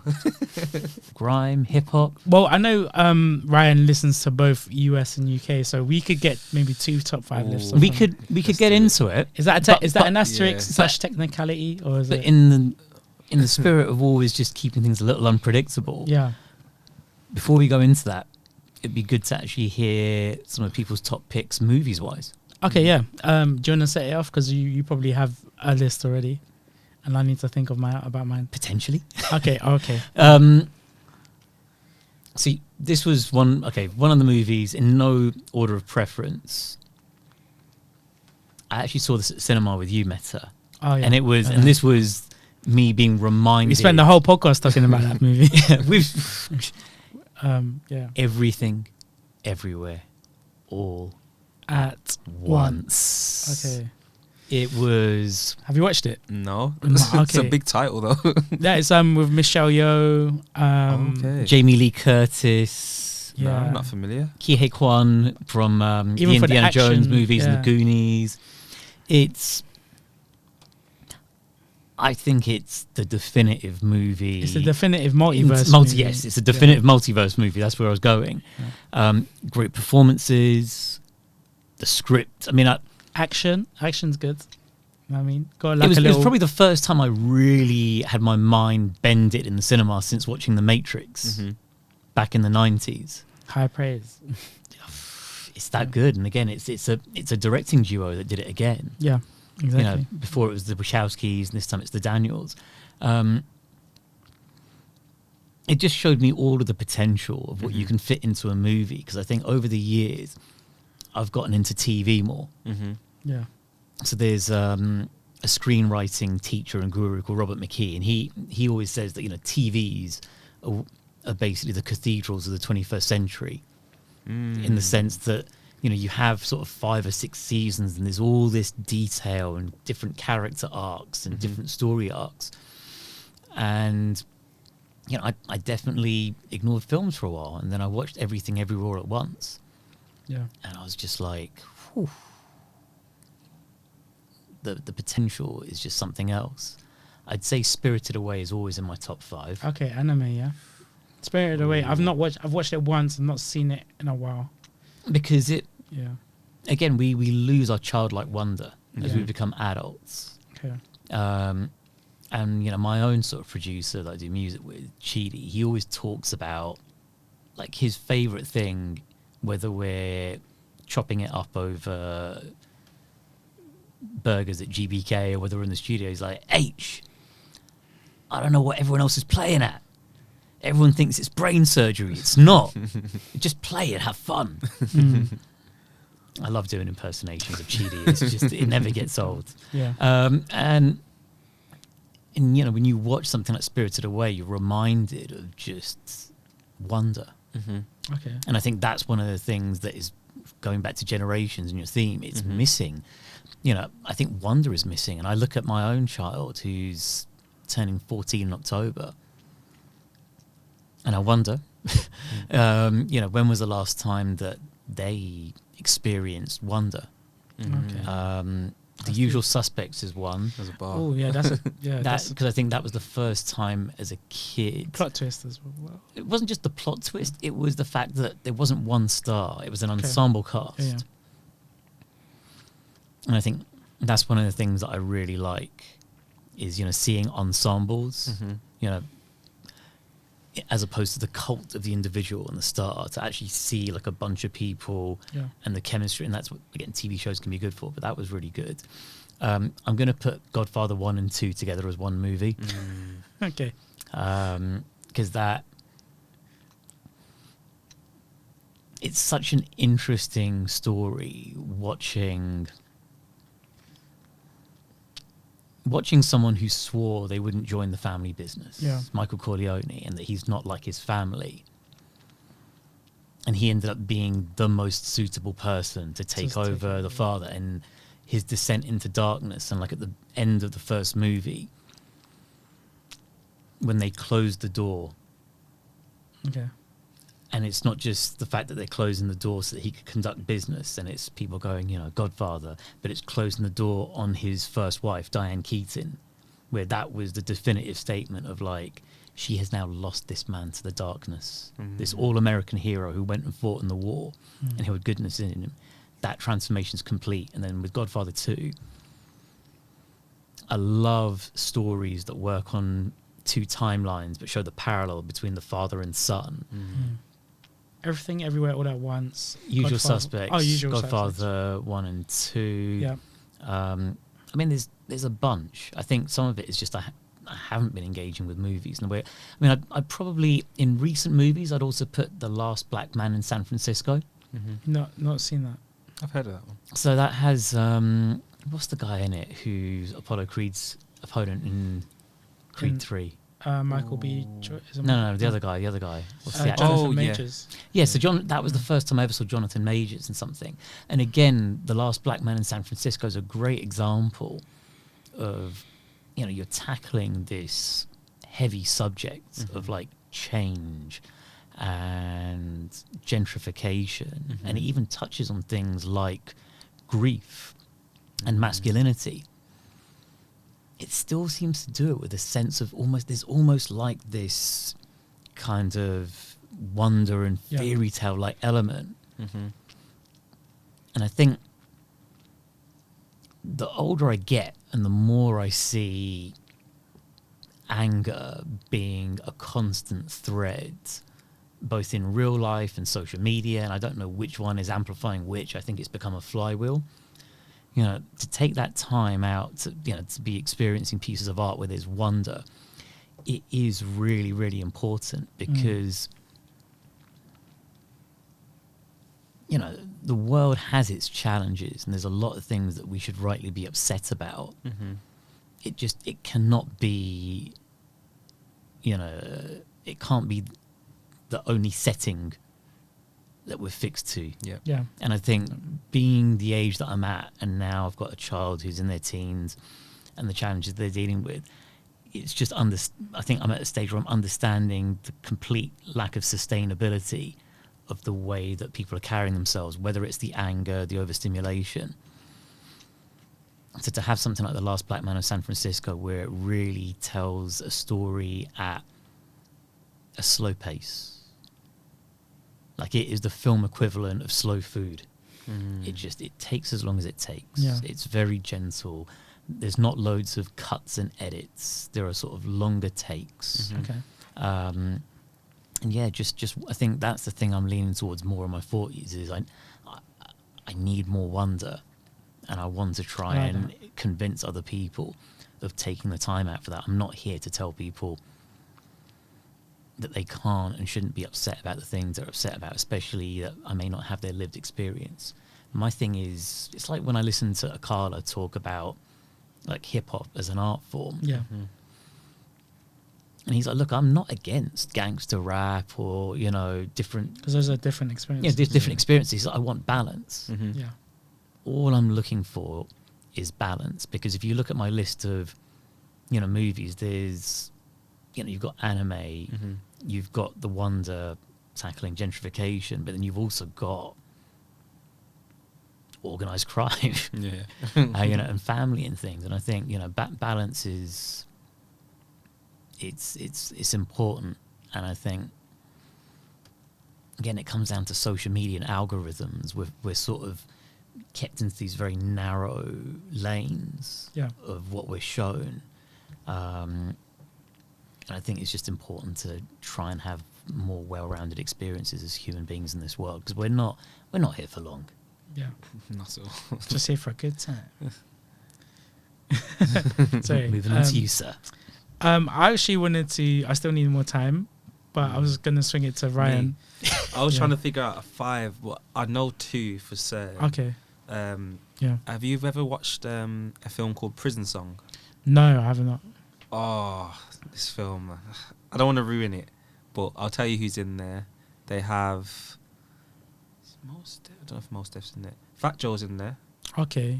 Mary J. Blige is in there. Who else is in? Someone else I'm missing. But that film and the outro song, which I'm not gonna... You have to watch the film to hear the song. Okay, well, cool. It's on Spotify, obviously, but it will hit differently. Okay, I understand. That song... I mean, that film is just... Yeah, touching. Brilliant film. I think it came out in 2001. Pursuit of Happiness is one of my favourite films. Inspiring. I think why it's one of my favourite is just remembering what matters in life. I've not watched it for a few years, but when I did, I was like, yeah, what actually matters, and seeing the admiration between son and father, and yeah, that's a question I've been having a lot recently, like what matters in life, what actually matters. Yeah. Other films, I want to say, what was that? What was the other one? Menace Menace to to Society. Okay, no, Is that the Classic. one with Kane? Is that the one with Lawrence Fishburne? Am I thinking? Yeah, Lawrence Tate. Is that the one? No, Lawrence. Boys in the Hood. Sorry, Menace to Society is Larenz Tate, Yeah. whereas Boys in the Hood is Lawrence Fishburne because he gives the whole talk on gentrification. Yeah, which it's one of my favorite yeah. scenes. In that, I've not watched it. I think in a I while, prefer Menace to Boys in the Hood, but I do like Boys in the Hood. I like both. It's never an either or. Or Yeah, you could just say, "Don't be a menace," or drinking your juice in there. Nah, it's too Because that was too it. much. That I'm one. joking. Yeah, but yeah, I didn't realize it was a parody at first until I got older. Until you saw it. I don't have much more. I actually haven't watched Godfather. It's on my to-do list. I've to not watch all watched three. Godfather either. So I need to arrange. I've watched screening. Goodfellas though. Goodfellas is great. I need to watch that as well. For How me- about yourself? Did you mention all your 5? Or- He said he I only don't. had two. I don't think Okay, I have cool. 5. Okay, I'll keep mine quick and then we can talk about music. So my favorite is not top 5 because it's the movies I like. The Before trilogy, Before Sunrise, Before Sunset, Before Midnight. Oh, that's on my list. Yeah, That sounds Forgot to amazing. mention. it's with Ethan Hawke. Okay. Yeah, And Julie Delphi. yeah. It's just basically it's a movie about two people having a long conversation, and they're just walking through the city. And it's in real time. It's essentially beautiful. real So time. Nice. the first movie is like basically they meet Mhm. and they fall for each other, Yeah, but they happen to have other partners at the time. Okay. And then the second movie is them basically meeting again. yeah, And, the guy was like this kind of romantic aspiring author, but now he's a published author. And I think they meet at a book launch or signing of his. Is by describing the trilogy kind of a spoilers because obviously Ryan's not seen it. No, because it's still no. Because the thing is, then the second one is them finally not having partners, falling in love, and then the third one is them being together. But he's obviously divorced because he got divorced before getting with her. Yeah. Because the will they won't they tension thing. And then the third one is just it's how do you navigate holding on to love? Like I remember watching Love Jones, and Isaiah Washington's character says he has a line that's a bar. He says, "Look, falling in love ain't shit. See all you young people falling in love, tripping. It's like someone tell me how to stay there." The next. Got to click for that one. Yeah. Damn. So the Before trilogy, Everything Everywhere All at Once. I'm not putting it in any order. I'm just putting this in the top 5 conversation, and then what is one that makes me feel good? Okay, cool. So I want to say me and my brother we Mighty Ducks. Like I can quote Mighty Ducks too. Like if when the film starts playing, I can say all the lines nearly. Like Crazy. that's Mighty Ducks 2. Classics. And then the other one, I don't know. I'm gonna leave space now. Top 5. Start with Ryan. Top Oh, 5 This is MCs. Hip hop. Oh, Hip hop and UK. grime if you want. Oh, If so you wanna- strictly UK. If you want to give Anything. two, if you want to give 2, that's fine. See, if I do my US, I've got it already prepared. Okay, cool. But, Do you, or I can do UK just of how I'm feeling today. So but why don't you just give us both? Give it both all. together, get both. We're here for it. okay, UK. I was more into UK rap than grime, so I'm gonna lean towards that. I'm gonna say in no particular order. Oh, this is gonna be interesting. Because it's UK rap, not grime. So this is my Yeah. era, maybe. I'ma say- Klashnikov. I'm checking. Nines has got to be in there. Okay, 9s. Okay, Gigs has got to be in there. gigs. Yeah. Aren't these guys grime? No, they're rap. Yeah. Nines. Even Gets. No, Gets is grime. Because you gave Gets just now, didn't you? No, gigs. Gigs. Isn't Gigs Yeah. grime? Or UK rap? I'd say He's rap, he's innit? like Wretch because Yeah. he's associated. He does a lot of collabs with grime artists. Okay. Yeah. Who have I got? So I've got Gigs, Nines, Yeah. Wretch. No, Wretch is number 1. Okay. Obviously, that's, yeah. that's, I that's understand that. undisputed for me. I understand. If we're gonna say, I'm not gonna say Gets is in the UK in the rap category. I know he does, but I'm gonna leave him in the grime section. Yeah, cool. Top 3. Yeah. And Kano, I'm gonna leave him. On Yeah, that side. top 3. So I've got those 3. Who else would I say UK rap? Am I gonna say J Hus? Yeah, I I'm mean, gonna I wouldn't say- wouldn't heard blame the- you I if you ain't said heard, I ain't heard James. the new album, so I'm No, gonna. I'm hold not back. either. So I'm gonna. It's got a new pause. album. Yeah, baby. This is what happens when I go to New York. Jay Huss finally dropped. I should go more often. Yeah. You guys would be so lucky. You might get another album by the time you come back. Can I throw a name in? Go on. Pot paper. You a pot paper. Training Day 3 is hard. I respect the argument. I'd say he's in the periphery of definitely in the top 10 somewhere. Yeah. Same as probably Teflon recently. Oh no, Teflon, young Tef, yeah. He's been sick from time. Yeah. Like I didn't And hear he's the been argument putting in before, time. but now I'm like, you know what? I can't deny it. I think there's an argument for both of them to be in the top 5. Who else would I say UK rap wise? I don't know. I know for certain those 3 I said are definitely in my top 5. Wretch, Gigs, and Nines. Okay, cool. But US, that's more fun. Okay, yeah, do the US. Because this is where we're going to go back. Let me get this list up. Let me get it up cool. because I don't want to miss anyone out. Cool. I've got actual 20, but I'll just get to the top 5. Yeah, top 5. Top Yeah. 5 dead or alive, and that's just off one Okay, LP. so these are my top 5 in ascending order. Ooh. So we have Kendrick 5th, Okay, understand. Snoop 4th, Ooh. Interesting pick. Interesting Okay. placements. yeah. Okay. Jay-Z 3rd, Mhm. Okay. Tupac 2nd, Ooh. Okay. Nas 1st. Nas. Okay, yeah, cool. Yeah. I mean, it's not a bad list. I think you're causing bare comments Yeah, on the that. Snoop. There's gonna be so much comments. You know what? Can you quickly reel off the other 15? I want to hear the others. Yeah, Let go me on go then. from, And then- I'll go from 20 to Kendrick. Yeah. Okay, go on. So I might have to modify this at another date, but I've got Young Jeezy 20th. Oh, Young Jeezy, yeah. Yeah, Okay, I was a massive Young Jeezy fan. Yeah, I as a kid. understand. Okay, I got Common 19th, understandable. Styles P Ooh, yeah. 18th. Styles P overcome. Okay, keep going. Rough Riders. Yeah. Well, Common's more of a poet, so I'm going against the Yeah. grain there. Lauryn Hill 17th, Yeah, understandable. Jadakiss, Yeah. Ghostface Killer, Mm. DMX, Yeah. Black Thought, Eminem, Mm. Ice Cube, Ooh, interesting. That one's Rakim. interesting. Ooh. Little- Rakim could be Oh, top this is 5. it's But looking yeah, a bit Kevin. dangerous. This is. Then I got Lil Wayne, Lil Wayne. Okay. Prodigy, Okay. Scarface, Ooh, Scarface. then Biggie, then No. Kendrick. Oh, Yeah. okay. Scarface. Scarface the Fix though. I've got that Yeah, on that CD. album's cold. That's cold. I'm just going to reel off a list, no order, No and I'm going to order. mix it all up. So, Yeah. in terms of current stuff, Yeah. regardless of the fact that it's UK or US, absolutely love Little Sims. Yeah, Oh, Lil how did Sims I is miss hard, this? yeah. Oh, she's Reg- probably in my Reg- top 5 actually. Wretch 32, Yeah. top 5 sort of material. In terms of old school UK, Ty. Yeah. I started listening to Absolutely. Ty. Ty's madly underrated. Mm-hmm. But then MF Doom, Black Thought, Common. Common Sick. yeah. Imagine is a Yeah, section. just- Tune. Comments. I mean, Kendrick Lamar. Mm-hmm. Yeah, there's a bunch. I love Cool G rap from back in the day. Yeah. Those Big lyrics. Biggie, Mos Def. Mm-hmm. Mm. Yeah, there's just a whole bunch. Jay-Z and Nas. Mm-hmm. I think Jay-Z's someone who, over the years, I've grown to appreciate a lot more Same. than back in the day. Same. Because back in the day, I was a bit of a backpacker, so I was like, he's doing all this jiggy stuff with Ja Rule. Yeah. And then I heard Reasonable Doubt, and I was like, oh my god, this is the only good album. Whereas like now, I'm just like, Jay-Z's one of those MCs. Another one on the list, Pharoah Monch.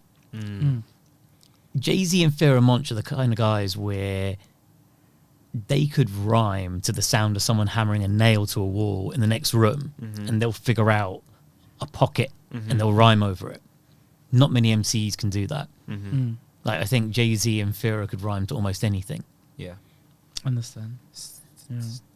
For me, to close it out, I mean, I've already. Well, you're gonna hear this in the next podcast because I said it to Sarah. This is crazy.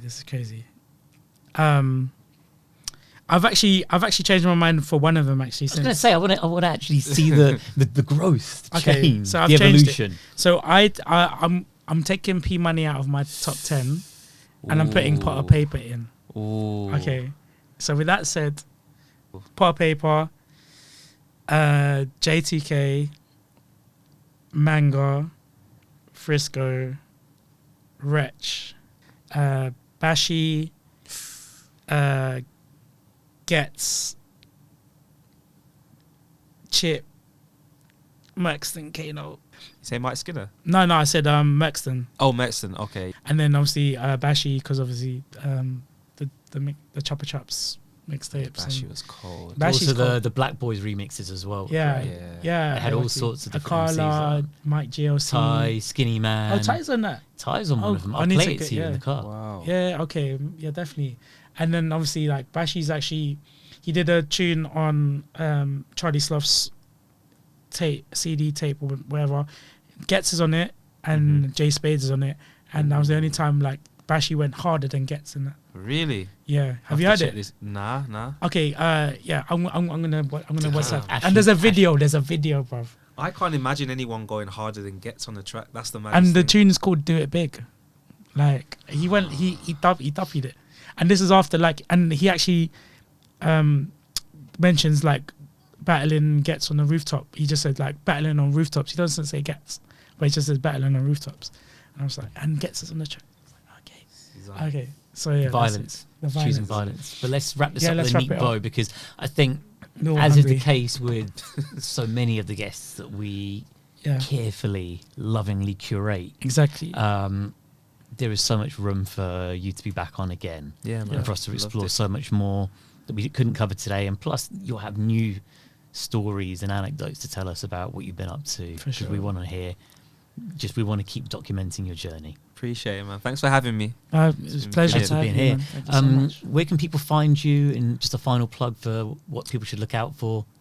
My socials are all Ryan Dre Sinclair. Do you want to have- just spell out your socials? Yeah, just yeah, to it's make- quite a lot. No, just so that there's no room for error. I want to make so sure it's people. at Ryan RYANDRE Sinclair SINCLAIR. It's a lot of letters. I'll put it on the screen. It'll be on the screen. What to look out for? EP. Haven't got a release date, but that will be hopefully sometime this year. Theatre play. Hopefully again, this Fund Independent should be coming this year as well. Yep. And the rest I'll let everyone. Jeez. But quick plug for Southbank Centre. Yeah. Projects I'm a part of will be available all throughout the summer at Southbank Centre for free. You can head down and see what me and 79 other artists Jeez. across the UK have done. But yeah, that's everything currently, and there'll be more stuff I'm sure in due time. Wicked. Yeah, man. Me or you? I don't mind going Yeah. first if you want. Yeah, I mean, keep checking out my podcast, Speak Easy with Haroon, at Speak Easy with Haroon. That's HAROON. You can catch me also on Instagram on Haroon Creates, HAROON Creates. Book launch. Well, the book launch would have happened by the time this goes live. I'm not sure. So it might be in August. This might come out. So isn't that before September? Well, I've got a book launch September 9th at Yeah. Leo Foods Cafe in Sydenham. If you can't make it on September 9th to that,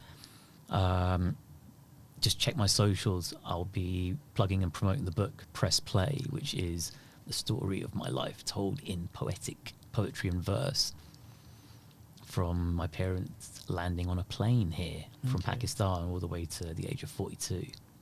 Managed to compress that.